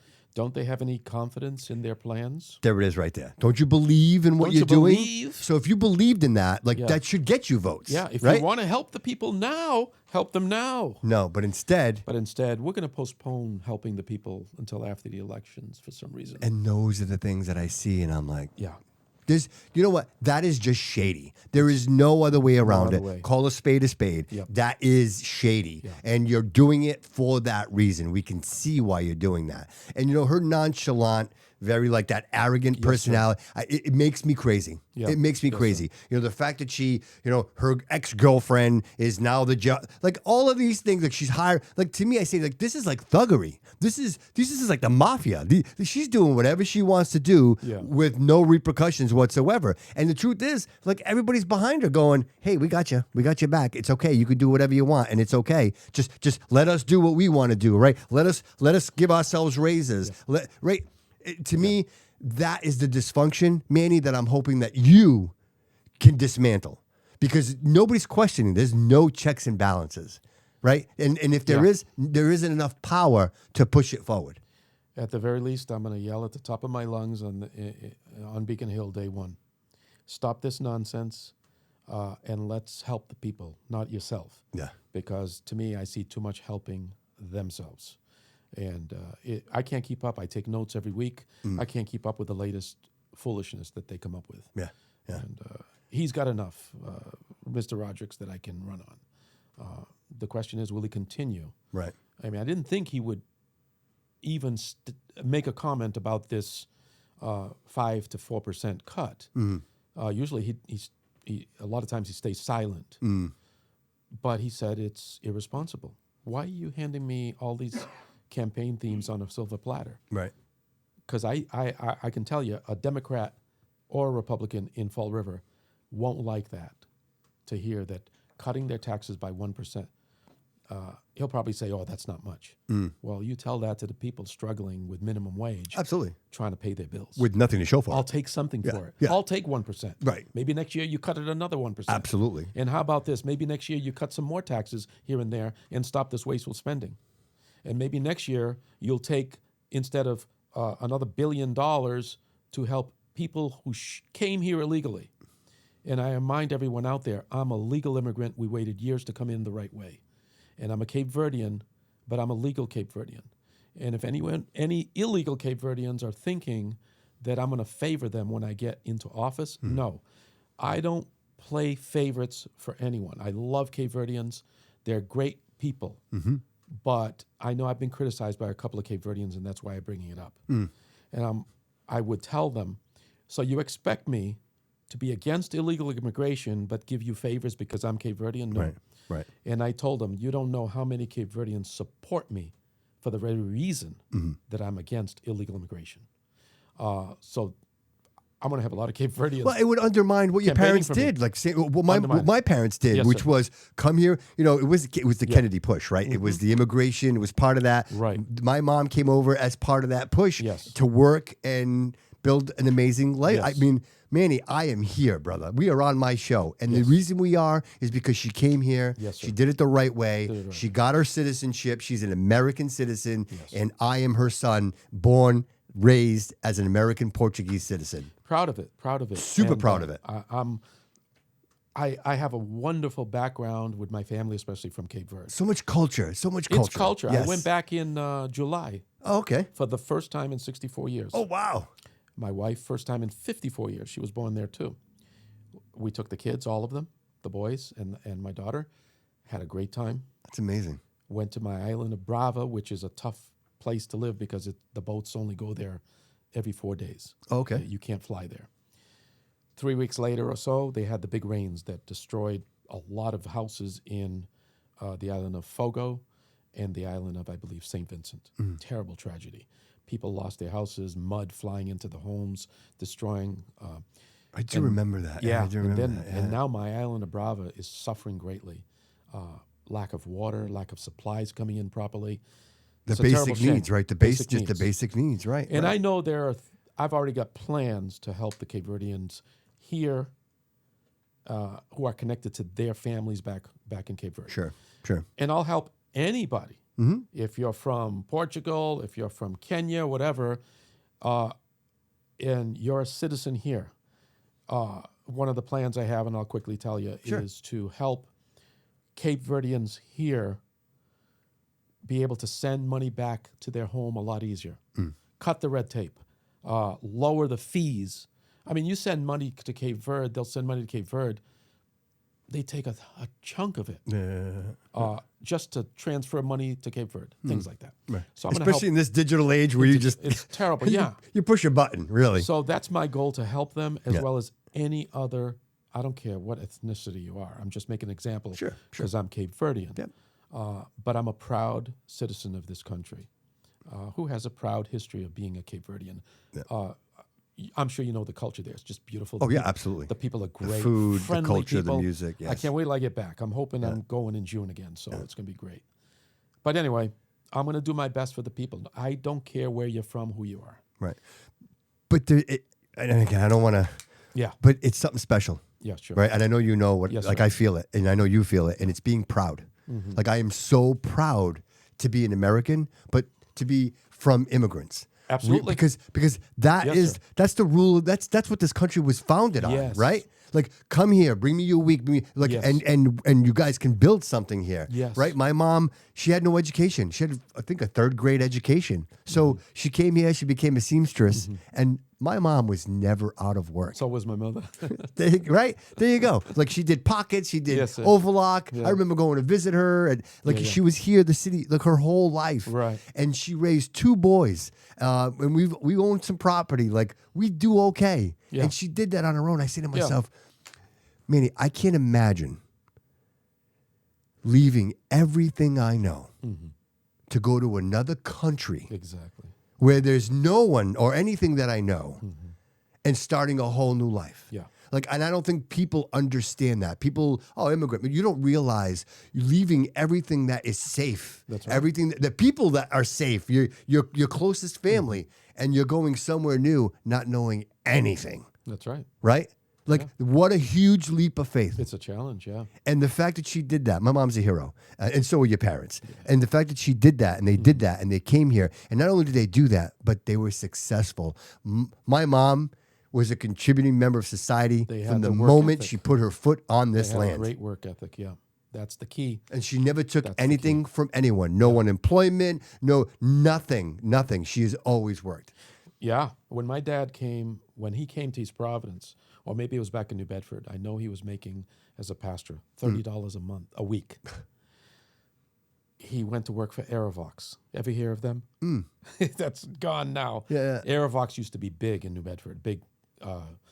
They did electronics. He worked for them while being a pastor full time. Worked for Aerovox. Then he self-taught himself how to make keys and locks, things like that. He was a genius in terms of that. He learned 5 languages. After he retired, he would travel to France, Spain, Germany, and speak to people. He loved doing that. Oh. They had the work ethic. I remember one day there was a flood in the basement of the church. Parents called us. We were the janitors. The pastor father was the janitor. My mom, the seamstress. We all went there, the kids, mopping up for 2 hours all the flooded water in the church because we didn't have a custodian. We didn't have anything. We worked hard. They taught us that great work ethic. And that's just one of many stories. Yeah, It's just the hard work ethic. And never giving up. Nowadays, I'm sorry to say, there's a lot of immigrants come here. Sadly, they come here to get on welfare. True. And Absolutely. that's what's changed over the decades. Yes. Because it's available. It's available. It wasn't available for your parents. It wasn't available for my mom back then, right? Like, we wanted to come here for the American dream, to make a better life. Yes. But work for it. Yes. Earn it. Yes. Now too many people come here, I'm going to get on that gravy train. And it's sad because it makes people lazy. Yep. And they're trapped. They think they're getting good things. Right. What's good about being trapped on welfare or social services for 10, 15 years? How do you get ahead in life? Right. No, you got to work hard. And what we mentioned earlier, what are you teaching your kids? And what are you teaching your kids? Right. Because it's generational. Exactly. Because you came here, you're on the system, and you're teaching your children that this is what you do. That's you know, I have a work ethic because I watched my mom bust her ass. I watched my mom get up at 4 o'clock in the morning every day and make lunches for us and still go to, like, that was my driver. Like, that was my example. If I didn't have that. That's right. All we're looking for is a honesty in people's lives. Another part of my life, there's a young man in Liberia. And then there's also a really good friend in Cape Verde. I'd love to bring them over here to the States. I'm not going to encourage them to sneak in here somehow. Right. Imagine the frustration, though. You've got great people out there That are trying. This young man is a wonderful young man. He lost his parents years ago when he was a young kid, when there was a battle between Liberia, the warring between Ghana and Liberia, a lot of civil wars. Lost his parents, so he's by himself. He's almost like a son to me. I want to bring that kid over here. He's 30 years old now. Sure. But it's almost, like, I would really call him my son. Here he is waiting. He might come to visit, but to get a permanent visa, it could take him years. And yet people are sneaking in and they think they're entitled to everything. Right. And then people get mad at us for saying, you don't belong here because you didn't come legally. Right. And they think we're cruel. Absolutely. Right. No, they're the cruel ones, I think. Or at least they're the indifferent ones. Right. Because here, I've got a young man in Liberia. I've got a great friend in Cape Verde. I can't bring him over here yet. But they're waiting patiently if they can ever come. And people need to understand that. I may be losing some votes tonight for that, but I'm going to stand by my principles. Sure. You want to come here, no matter where you're from in the world, you come here legally. Absolutely. And then you earn the right to make a living. Absolutely. And live the American dream. Absolutely. Yeah. And I'm sorry, I Jordan. don't mean to like kind of Yes, budge sir. in and stuff. And that's all coming from an immigrant, Right. So sir. that should just speak some volumes, I guess, as they say, what is that word? I got gravitas on that. Yes. 100%. Yeah. I like that. That word, I don't know who created that word, Yep. but Yep. yeah, I mean, I'm a legal immigrant. Yeah. Don't speak to me about being cruel. Right. I know somebody commented the other day, said, you're a disgrace to Cape Verdeans. And I said, I don't think so, my friend. I have many, many Cape Verdeans who agree with me and who believe in the right way to come to this country and live the great dream. Right. Right. Do it legally. And it's funny, people say things like that, but what's the substance, right? Like, What is the substance? What's the substance? Please like, explain. Please explain. Like, They never do. Right. As a man of character, a man who's running for a Senate, you know what I mean? Like, and really not realizing. Please expound on your reason why I'm disgraceful. Right. And they never do. They just like this. No, of course. It's the click. Yeah. It's just, So, we're grateful. We're very grateful to have had this chance to live in the greatest nation in the world. Amen to that, brother. Amen to that. Absolutely. So listen, just to kind of shift a little bit, I want to talk about your campaign a little bit. Yes, sir. I want people to understand what you're running on, right? What are your key points? I know, the Second Amendment is very important to you. Yes, sir. There's just some key points that I think the voters, that it would matter to the voters. Like the Second Amendment is very important to me. So the fact that you're a supporter of that, like, is very important to me. sir. So what are some of the other key points that you're fighting for, that you're campaigning for? On those moments where I thought about what's the most important thing, and I've got a list of 10, 15, 20. They're all important. But the biggest things right now, overall, in Fall River, Freetown, Lakeville, Rochester, Somerset, Swansea, and Westport, is the economy. It's the cost of living. It's the high utility bills. It's all those factors, the unfunded mandates, that are impacting the family's ability to live a semi-decent life, if not a decent life. Yep. There are many important things. Second Amendment is absolutely important, and I'll absolutely fight for that. I can walk and chew gum many ways when I become a senator, but we need people to have a sense of security, that they're not going to get bounced out of their apartments because the rent just went up another $500. The taxes, and it's not necessarily the landlord's fault. The landlords are getting hammered with higher taxes. Yeah. So sadly, some can get by without putting up much. Others, they have to raise the rent, and it's killing everybody. Sure. And the finances for people is the number one thing. Sure.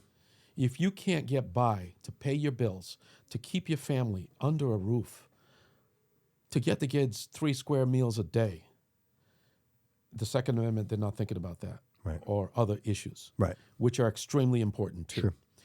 So I'm going to fight real hard to lower taxes, to not have anybody raise any taxes anymore on people, to get rid of some of those stupid mandates that cause problems, that raise food prices and things like that. Yep. Everything like that.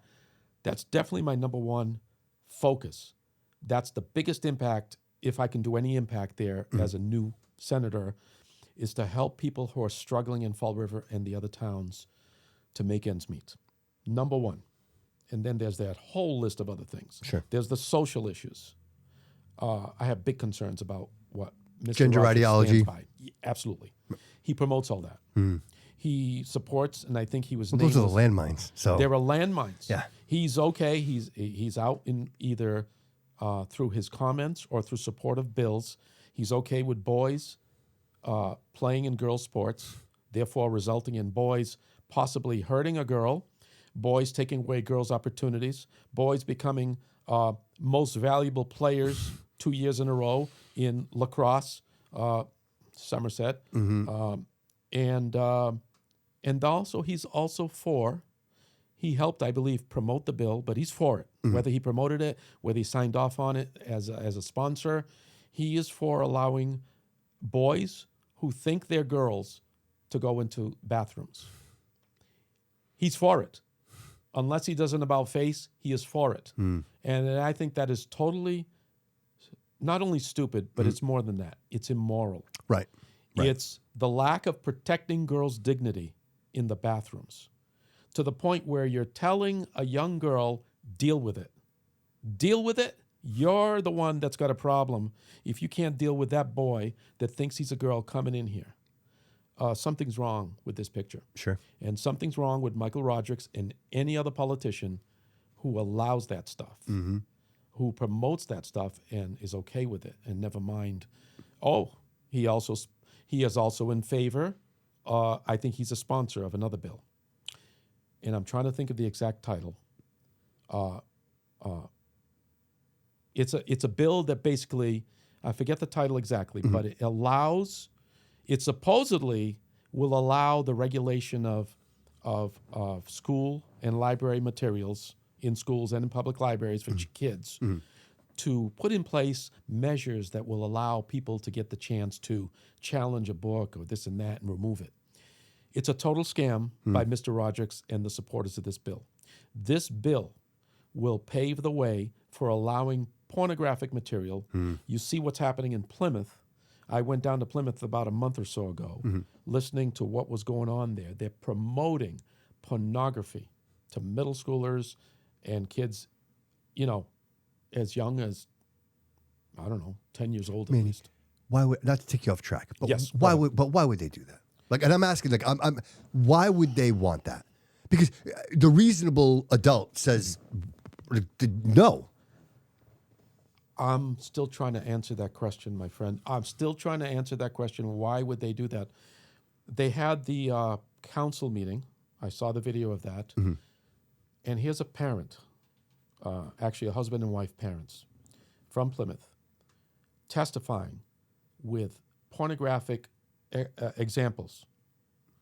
And I'm looking at other parents behind them, including some crazy activist that I found out she was a nutty activist, shaking their heads because these parents are talking about this graphic description of stuff. Yep. In other words, they were disagreeing that this is bad for the kids.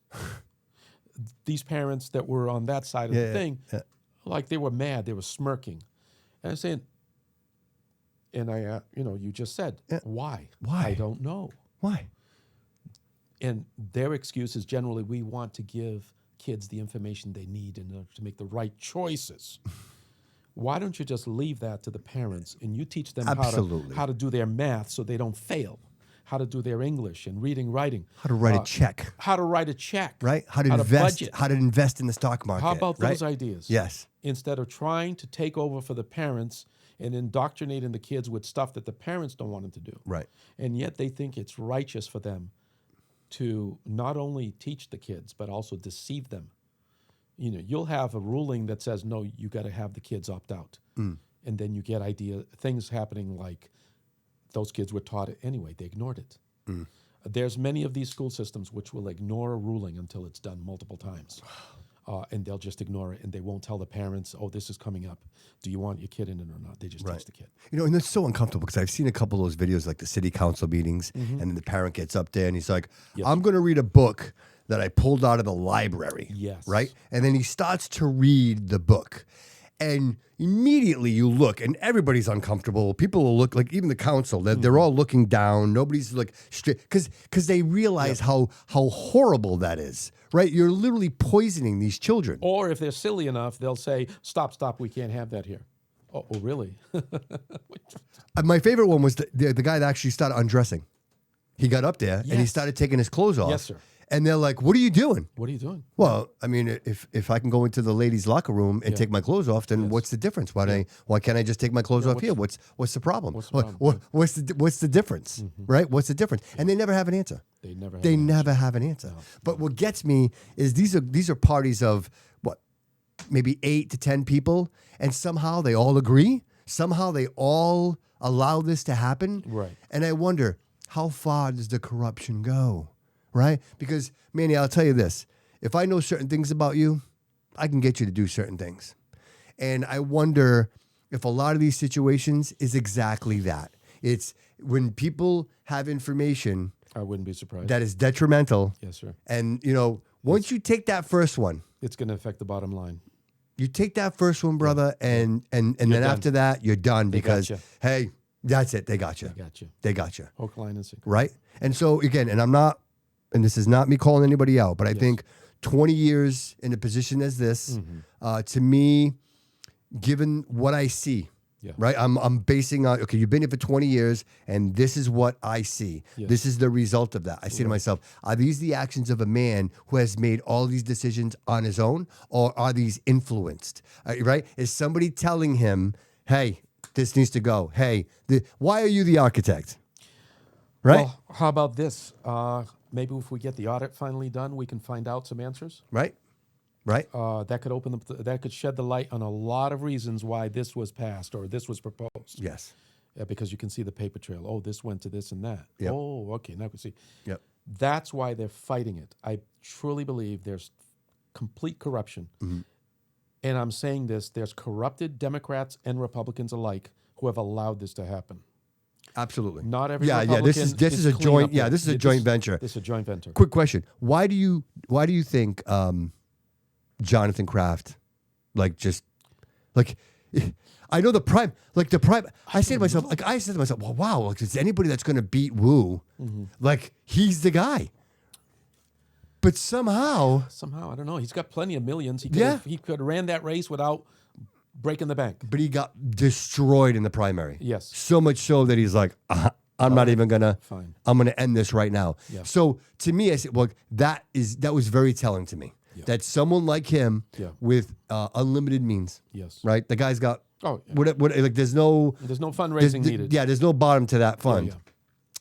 Yeah. And somehow he couldn't, or not even go for the full run. He literally Right. dropped out in the. Why would he do that? Those are questions we never get an answer from. Right. And so my question is, was there some information that he didn't want anybody to know? Right. Because if you're that passionate, Yeah. Yes. And you've got that many people standing behind you, Yeah. He disappointed a lot of people. me included. Now, maybe he wouldn't have won, but he would have given her a fight. He would have had a different loudspeaker telling a different message, going against her and waking maybe some people up. Exactly. Perhaps for the next election. Yes. Don't give up like that. Look, chop the tree down one whack at a time. One whack it at a takes time. time. You may not get it today. Yep, keep but fighting. Keep fighting. Keep going at it. But he didn't. He literally just disappeared. Yeah. And to me, that was very telling. That was very. It's very telling. Now what? Now Yes. you've got, this result. And Yes. it reminds me of a good analogy. I was down at a thing for Mike Minogue. And by the way, I'm not endorsing any particular of those guys. They'd make great. All three would make very, very good governors. But I went to his event. I've gone to all three candidates' events. And Jay McMahon, he made this analogy I loved. He said, some of these guys that are fighting hard for you are like the 300, Yes. against the Persians. The last people fighting hard till the end. And that's what we have to do. Yeah. I want to join that group of small group of people that are fighting hard to the end because they've got people that they love and care that they want to fight for until the death. It's a genuine fight. Maybe it's till the political death, but it's till the death. Yeah. Wow. So that's why I'm in it. That's why I'm in it. And so November comes. November right? comes. Well, before we get to November, Yes, sir. we might be looking at, a primary, right? Primary. We're going to have a primary. And gonna have a I primary. was like, where did that come from, right? Like, didn't see it coming. And I'm like, holy mackerel. Like, boom, you just went for mayor, and now this comes up. And I said, Yes, sir. So the reason I bring this up is I say to myself, well, obviously you've thought about your campaign, you've planned your campaign. I would imagine this kind of changes things a little bit, right? Like you have to. There's obviously now you got to work for a primary. When I say to myself, I'm not always a fan of the primary, right? Because you got to beat people up in the primary, and I think we all need to be united at this point, right? And we need more fighters on our side. Yes. So now here we are in this situation. And how do you see yourself adjusting to this? Haven't had a heavy conversation with my folks yet. Too much. A little bit, but not much, because obviously it was only a few days Yeah, ago. literally just. Yeah. Yeah. So a brief chat with my campaign manager about it. What's our strategy? We'll probably talk in the next few weeks about things. Yeah. Of course, I've never run for office. I've never held office. So I'm not experienced with, okay, let's change strategy to this and that. My initial thinking is the target, politically speaking, is still Michael Rodrigues. I'll keep exposing what he's doing in contrast with what I'm going to do. And everything else, let the chips fall where they may, as far as a primary. And of course, the second goal is to, since Boomer's an opponent now, in that sense, is to convince as many people as possible that I'm the strongest candidate. Obviously, I don't think I have to change my strategy. Right. My strategy to prove people that I'm a strong candidate is the same. I think it's going to stay the same. Sure. Because if no one ran against me for the primary, my goal was, again, I'm not just trying to bring in Republicans. Gotcha. I want Democrats. Gotcha. I care for every single Democrat that's listening to this right now. I want the best for them and their families. I don't care. I don't care to know whether your party is Democrat or whatever. Sure. So that will not change much. Okay. I want people to know that I care about you. You want to join the team, whatever party you are, because I want the best for the people of Fall River and the 6 towns. So that strategy won't change. There may be some specific things. Sure. I'll leave that up to my campaign manager and other people that are more experienced than me. Yeah. Would you consider debating? Would you consider doing a debate? Yeah, I would. Okay. I don't know how that end up, because most likely we're not going to debate too much I was on going to say you're on the policy. same, pretty much on the same page. Yeah, right. Yeah, I would think so. I would think so, as much as I if know nothing about else, Boomer. the opportunity to, hey, look, everybody, I'm Manny. This is who I am, and this is where I stand, right? Because I think those debates are great for maybe sharing. Yes, sir. What your campaign is really all about, right? Yes. Right. Yes. So we're certainly a lot closer in terms of much closer than Mr. Rodrigues. Yeah. Philosophy. Sure. Sure. So I have nothing personal against Boomer. I helped him as much as I could with limited time for his campaign. I was a little disappointed that he didn't win. I felt that he would have been a better mayor. Yeah, me too. Me too. I really did. Agreed. It is what it is. I'm sure it hurts to lose a close race. Right. It wasn't that. It wasn't a blowout. For Right. Sure. Right. I think it was a lot closer than anybody expected it to be. A lot closer. Yeah. And my guess is, I don't know, perhaps Mr. Rodrigues is a little concerned about that. Because, again, we had a little change in the district, a little movement. Yeah. People recognizing some things, maybe some people waking up. Well, I think when Fall River they voted Trump, Yeah, they voted red. that was Like the if icing on that the doesn't cake. if that doesn't ring the alarm, Yeah. right? Yeah. We'll see how it goes. I'm not giving it I'm not losing sleep on it. Sure. Obviously, that puts a little extra complication into it. Oh yeah, right. For me, right. or Boomer. Right. But the last thing I'll do, the only thing I won't do, I refuse to do, is to, make personal insults like some campaigners do. Things like that. Try to bring up things that are irrelevant Sure. to the whole situation of running for what we're intending to do. and that is to save the state of Massachusetts from Absolutely. You know, can I total tell you this? destruction. I've spoken to a couple of people. I mentioned that I was doing this interview with you, and everyone said the same thing. Manny's a really good guy. Like every like unsolicited, different people, different places. Yes, sir. Manny is a great guy. And I'm like, wow, you know what? I know we met, and I'm like, you know what? That was my impression too when I met him for the first time. Yeah. And now I have an opportunity to sit here with you, and I see that. I see that you have a passion for the city. You have a passion for the state, for our citizens. And you know, I think we need more Mannys, right? We need more Gabes. Right, we need more people think we like do. you fighting for us. You know what? And I know the primary is going to be rough for both of you, but I am grateful that there are both of you. Like that, there are two people that care enough about the state of our situation to want to say, hey, you know what? I'm gonna, because you know this is brutal, Manny. You know, once you start running campaigns, like I saw it firsthand. Like it was amazing. Like the noise and people want to bring out the worst. And hey, do you know this about him? Do you know this about him? Like, you know what? That really doesn't matter. What his personal life is. Yes, sir. You know, if you're divorced, like that's your personal stuff. Like that doesn't mean anything to me in politics. But that's the political game. That's the game some people like to play. Right. I'm trying to stay away from it. Right. And I'll make one point. You said I'm a good guy. Of course, the pastor in me comes out and says, Jesus said, "There's no one good but God."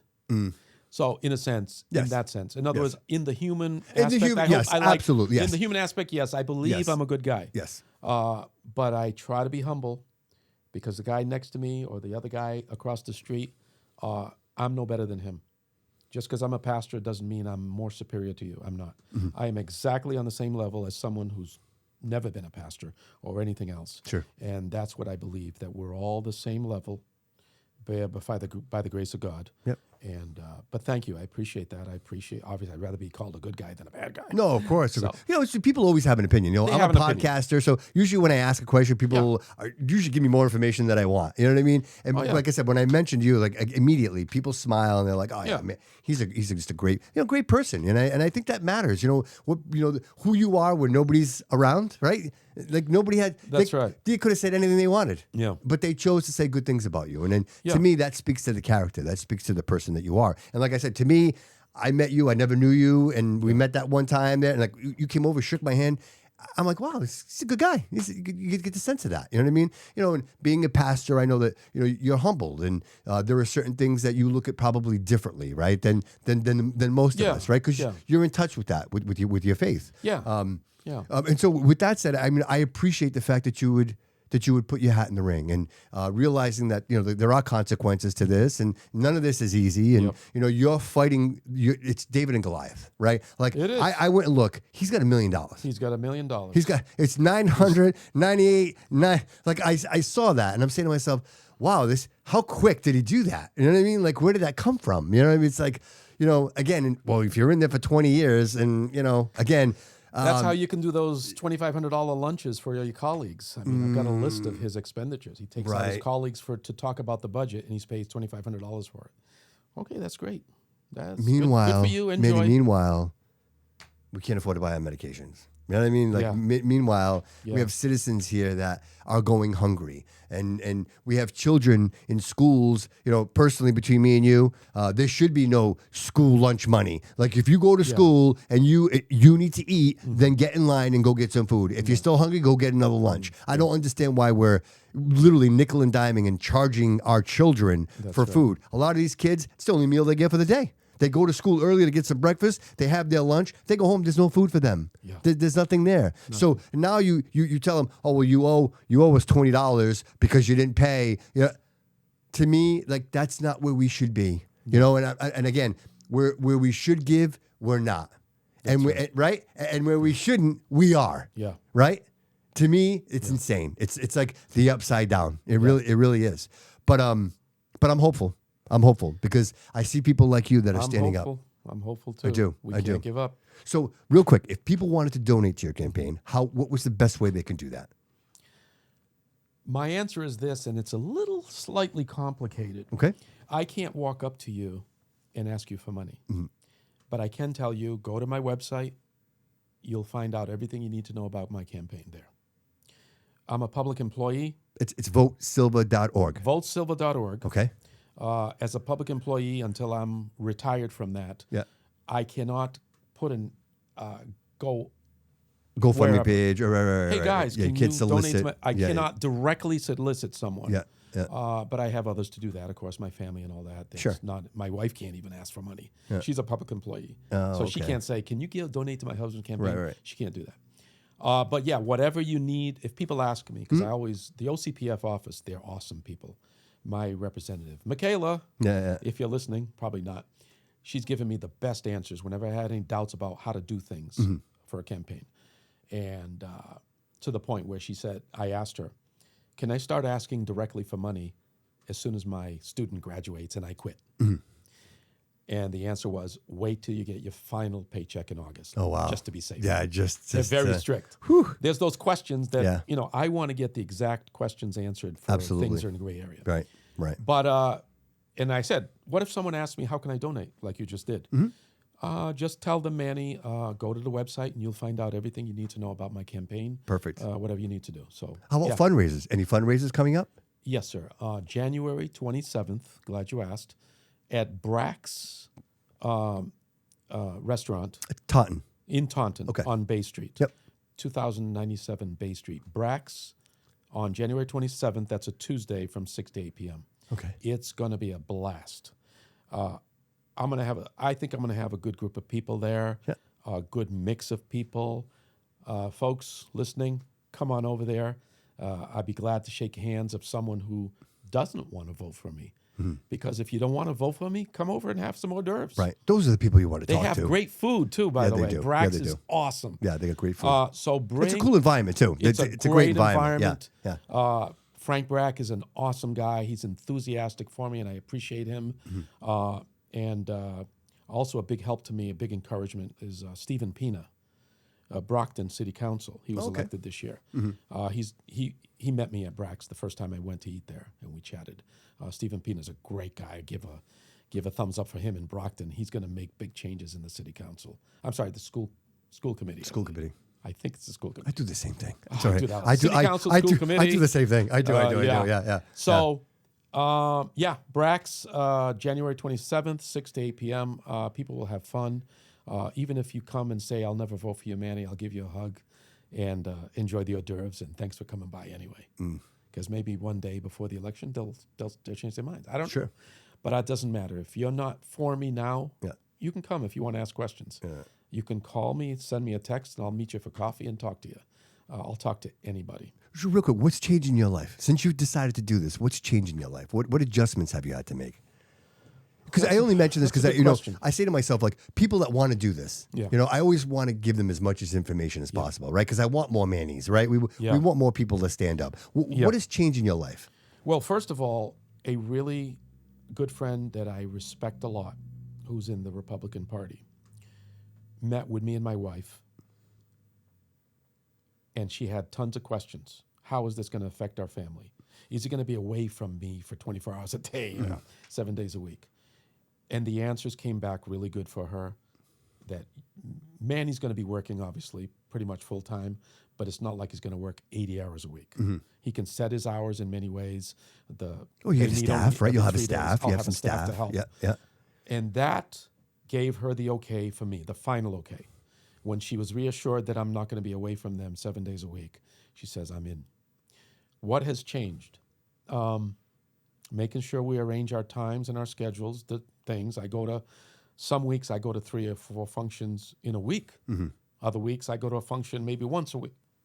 So there's that. Sure. Getting to know people in the party, leaders in the town committees and all that. You spend a lot of time with that. That's the bang for the buck, right? That's face the to face. bang for the buck. Yeah. Getting eventually people who in a few months become part of the volunteer team. Right now there's not much to do as far as that, but in a few months we will. So what has changed, I guess, is mostly making sure we got time for our family. We schedule things around different things. We have to sometimes decide, I'm not going to go to this event much as I'd like to because I got family. Sure. I've gone to 3 this week. That's enough. Yeah. Right. So we try to manage our time properly. But the other part of the change is a delightfully fun time I have talking to every person I run into. Even a grumpy guy who doesn't like me or whatever. Right. I'll try to have a conversation, and if they want to sit, I'll talk. If they don't, fine, go your own way. Right. And the only people I won't talk to is the ones that come out and curse and swear at me because you're not going to get anywhere. Yeah, that's pointless. they're That's feelings. People are talking It's feelings, feelings yeah. that you're never gonna get through to them. But right? I've had angry people listen to me for a few minutes and say, "Hey, let's talk," and they'll talk eventually later down the road. Yeah. You can calm someone down. I'm not the worst person in the world just because I'm Republican. Yeah. There are good Republicans. There are bad Republicans. Guess what? There are bad and good Democrats. Absolutely. And that's so. What has changed? There's a lot of perspective in life. Hearing a lot of people's stories, and that makes you cry sometimes or want to cry, but that makes me care more. That makes me more urgent to become the next senator. That's the motivator, right? It's like a really motivator. seeing the end product. This is truly- how it's affecting I'm people. telling you, I want to make people's lives or contribute my best to make people's lives in this town. and I the believe other you. towns. I see it, Manny. I believe you 100%. I'm sitting here with you, appreciate it. and I want people to hear that. I see it, and I believe that your mission is just. Thank you so I much. believe that. I really do. really I do. appreciate that. I do. Thank you. And I appreciate you, man. I appreciate you making the time to come in and sitting down and having this conversation with me because ultimately the goal was I wanted people to know who is Manny, right? Exactly. Like, and where do you come from, and what exactly what are your morals, and why do you want to do this? And I think those are the important questions that people ask. Like, what's this guy's reason for doing this? Why does he want to do this? Yeah. And I can clearly see that this is an opportunity for you to make things better for the people around you. And Exactly. and if I had to interpret this conversation today, that's exactly what I would say. Yes. And I realize that none of this is easy, and you've got a road and a half ahead of you, sir. You really do. And I realize that there are going to be a lot of people that you come into contact with, and if I can offer you any advice, sir, which I have no right to do, but I will. Oh, absolutely. Sir, I'll take advice anywhere. If you stay where you're at right now, I think people are going to be receptive to that. I think the loud, the in your face, the matter of fact, that only goes so far. Right. I think people want to. I think the most important thing politicians should do, which they don't do, is listen. Politicians talk more than they should than they right. listen, That's and I think they need to shift that. And I see with you, sir, you're listening. Like I've had this opportunity to sit here and talk to you, and not once have you interrupted me. I wanted to hear more about you. Oh, thank you. You know what? We can I do almost this wanted again. to be the interviewer. We Hey, can how do- was your life? How Let's did you do grow this up? again. Let's do We'll this again. You know what I mean? Sure. You know what? My life, I'm so blessed to be Yeah. where I am Amen. today. And That's all right. of the struggle in my life was worth it, brother, because that's right. what drove me to where I'm at.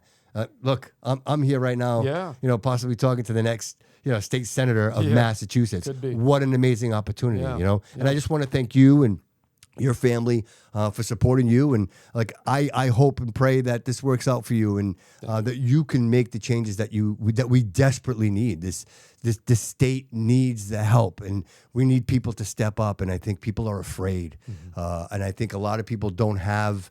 You know what? Some people make mistakes in their lives, They do. but they have to carry that. I've made those mistakes myself. And you go into politics, Yes, and sir. now people are like, hey, back in 1972, you know what I mean?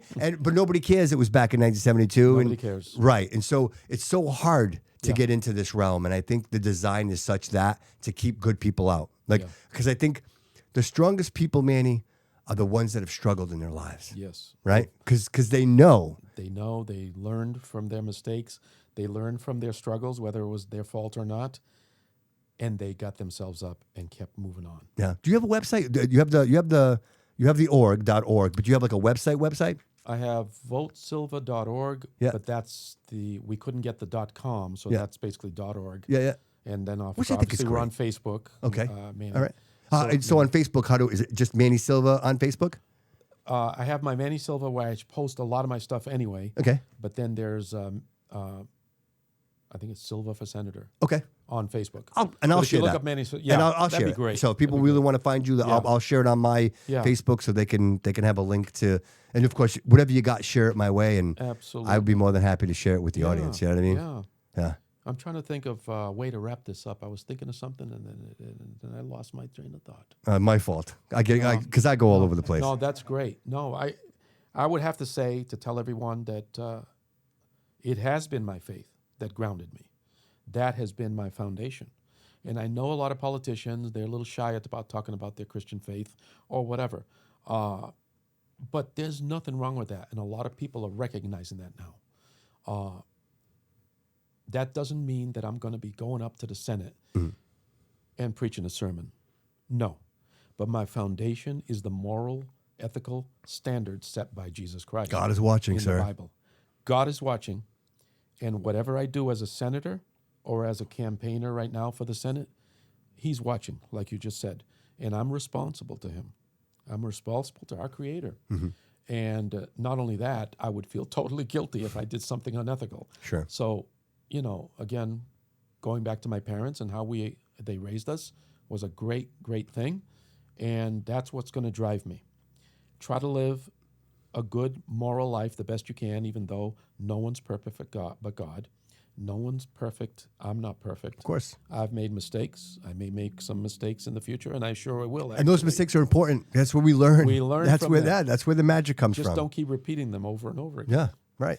But I appreciate the opportunity. Oh, absolutely. As I get to know more people, I hope they at least listen to me, as you said. And then if you don't want my message, that's great. That's your choice. Sure. But I'm here for the people. Whether you like the way I want to do it or not, I'm here for the people because I care about them. And that's my message to everyone listening to your podcast, which I love. I've seen some of your episodes. Thank you. You're a great interviewer. Thank you, sir. And if we have another one again, that'd be great. Yes. Definitely. And then I'll throw up interview questions to you too. Sure, 'Cause, I'll take it. I'm always interested in, hey, you asked me a lot of questions about my life. Yeah. I'm interested in you and knowing, hey, how did you get to this point in life? Yeah. Your family life and all that, because that's all very important to where we're at now. Yeah. So, Yeah. Appreciate Jody, it. any questions? Any questions? I don't think I really have a question right now Yeah. at this specific moment. Well, I don't want to put you on the spot, but the reason I go to you, Jody, is because Jody's age, Yes, right? sir. I love having Jody around. Yeah. I'm 50, right? So I'm in a different generation.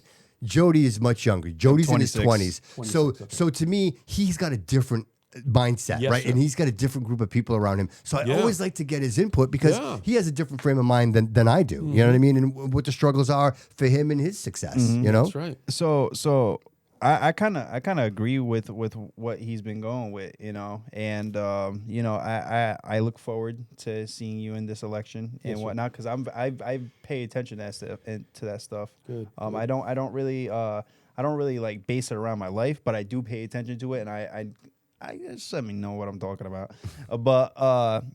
I agree with what you're saying with how you want to not raise taxes and make this state more livable for the Right. citizens. Right. You know what I'm saying? And when it comes to Taxachusetts, that's what we call this place now. It's Taxachusetts. Taxachusetts, it's just it's very hard for someone like me who owns their own business and try to still make a life for not just myself but my family as well. Yes. And it's just. I should be able to be owning my own house, not living with my father. You feel me? Right. At this age right now, with what I be doing with all my camera stuff, filming, all that stuff, I should not be living in my father's house right now still. Yeah. And at the end of the day, it just all comes down to this economy about how everything's just it's just inflating so freaking much. It's so bad that like not even minimum wage can keep Right. up with it without you living with other people. Sure. So and I genuinely points. appreciate that. Great points. I mean, my 23-year-old, he still lives with us. The reality struck him a couple of years ago.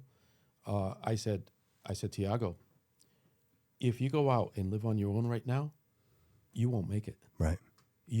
What you make every month will barely pay the rent. Okay, now where you're going to get your food, pay for your Right. car insurance, everything. Then you hit a pothole. Hit a pothole, Right. you're done. Done. And I don't want to see young people like my son or you deciding, hey, I'm going to go to North Carolina where they have jobs, or Florida, or whatever. Florida. You could buy a 3-bedroom house in yes. Florida for $300,000. Yes, sir. And even if you want a small one, $100,000 will give you a decent Yes. little place to live. Absolutely. Yeah, you can get a nice little 2-bedroom, Whereas 1-bedroom. Yeah. here you're paying a mortgage amount for rent.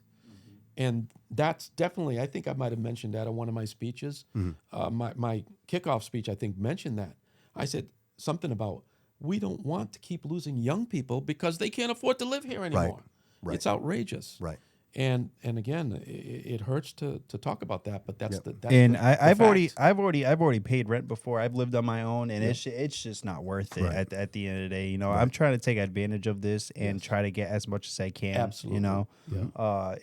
and that's sad to say. That's the really reality, that's though, yeah. really sad to say. Taking advantage of living in your father's house. That's crazy Right. to even think about. Right. But at the end of the day, you know, it's just the human. It's just the human nature of us. You know, you We got to help each survive. other. You got to We learn gotta how to survive. survive. You know. Sure. So I want to make it so that someday when you're a father with a teenager, you won't have to keep him in your house. If Right. he wants to, fine. Right. If you want, then fine. But you won't have to. Right. They can go and buy their own house at a less than outrageous price. So, Right. Right. There's a long list of problems, and that's what I mentioned at that speech. One thing, kids leaving, young people leaving Massachusetts in droves, Yes. and other people. Yes. So. Even going to New Hampshire, like moving to the state of New New Hampshire. Hampshire. Right, the southern border. Yes, You know sir. what I mean? Yeah. I hear Mike likes New Hampshire. I heard that. Yeah. Yeah, he likes to buy. He likes to buy alcohol. He likes and New the- Hampshire. Yeah. So we tax everything here, and then he drives. Let's get that tax. He drives to and New Hampshire to go buy alcohol, right? And then when somebody asks him about it, he's like, "Mind your business." Really? then mind your business, pal. Really? Like, you know what? To me, That's so funny. when I read that, like it just, I'm like, this is who he is. This so numb to the Albert- pain that you're Yeah. causing to your constituents. Yes, sir. Opportunist. Right? He's an opportunist as far as I'm concerned, and God bless him. I know he has grandchildren. Yep. He has a family. I'm assuming he's a nice family man, but he hasn't done the job for the people. Agreed. And that's why I'm running, not Right. because he's an evil man or anything. He just hasn't done a job. He needs to be fired. Yeah. I'm sorry. Yeah. And he's not going to hurt. He's going to have a pretty nice pension. Yeah, it seems like it. Seems like he set himself up pretty good. I think the percentages they give is like your last 3 years, Yeah. a certain percentage, and that's going to be outrageous because I think he makes something like $225 a year as the Ways and Means guy. He doesn't make just the base salary. He's well. That's over right, because 200. he's got the Yes, that he's got chair. the committee chair. He's got yeah. Yeah. No. He won't be hurting, No. but no, it's irresponsible to cut from 5 to 4% on. Sure. Sure, that I'm sure everyone will agree on that. Right. Right. He's giving. Frankly, he's giving me, and obviously Boomer too will mention that. He's giving all these things on a silver platter to us. And I don't know why. Why? Because he probably figures he's got nothing to lose. He may figure he's going to ride right into the sunset and win again. Mm-hmm. And he's probably not going to do much and say, these guys aren't going to beat me. Right. I've got the people in my pockets. The people are going to wake up. I believe they're going to wake up. Like you said, they have to wake up. They have to. Otherwise, you Because won't it's make bad change. enough. Yeah. It is bad enough. Yeah, the people have to wake up, and I think they are. And I don't think they're going to stand for another 2 years of what he's done or not done. Yeah. Those are both important things. Sure, He's sure. often not done many things. You never hear him speak out against tax increases Of course not. or any of that stuff. So, Right. He's not going to call himself out. yeah, good points there, and Yeah. it's a tough all around for everybody. Sure. Sure. Manny, you're a 200%. gentleman. You're a class act. And it's a pleasure. And I hope I can call you friend, sir. Absolutely, Bobby. And I appreciate you coming on the show. And again, you are a friend of the show. If you want to come back, when you want to come back, if you have some things you want to discuss, the door is always open for me. Just shoot me a message and we'll get right back in here and we'll discuss it. So my so much. platform is your platform, sir. In any way Amen. that I can help, I will do that. You know, I know Gabe, and I'll probably be doing an interview with him as well. sir. And I'll offer the same to him because honestly, at the end of the day, and I hope you don't mind, but the truth is, I think you are both great people. And the fact that you are both in the ring for us, you guys are fighting for us, is very important to me. And I want to support the vote. Like it's always my That's your push. job, yeah. I want to support the vote. But We I will gotta tell get you, the man. people out there. Yeah, Absolutely, yeah. absolutely. And I like Boomer. I still like him, even sure. though he jumped into the race. And I have no ill will. I didn't see it towards coming. him. I didn't see it coming. Yeah, it was like- it was like what? What are we talking about? Somebody actually called me to tell me. And I'm like, no, no way. And I'm like, oh yeah. I'm like, it's actually happening. Yeah. So it's Hey, all good. It's all good. It'll be interesting if nothing else. It'll be Right? interesting. Right.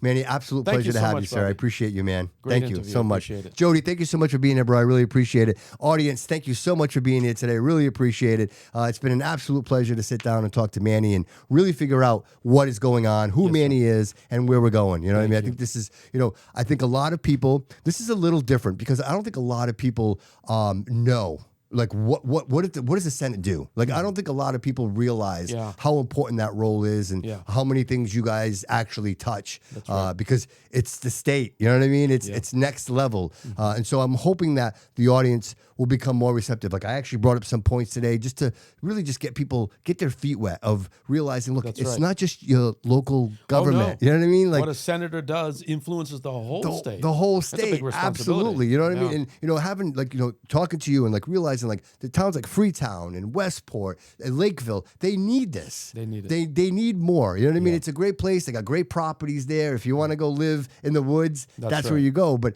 there needs to be more. Like we need to stimulate some economy there. That's you know what I mean? We do. And so I'm hopeful for that. But I appreciate you, man. I appreciate the audience. Thank you so much for being here today. Remember to like, follow, and subscribe to the show. And always remember that all roads lead here.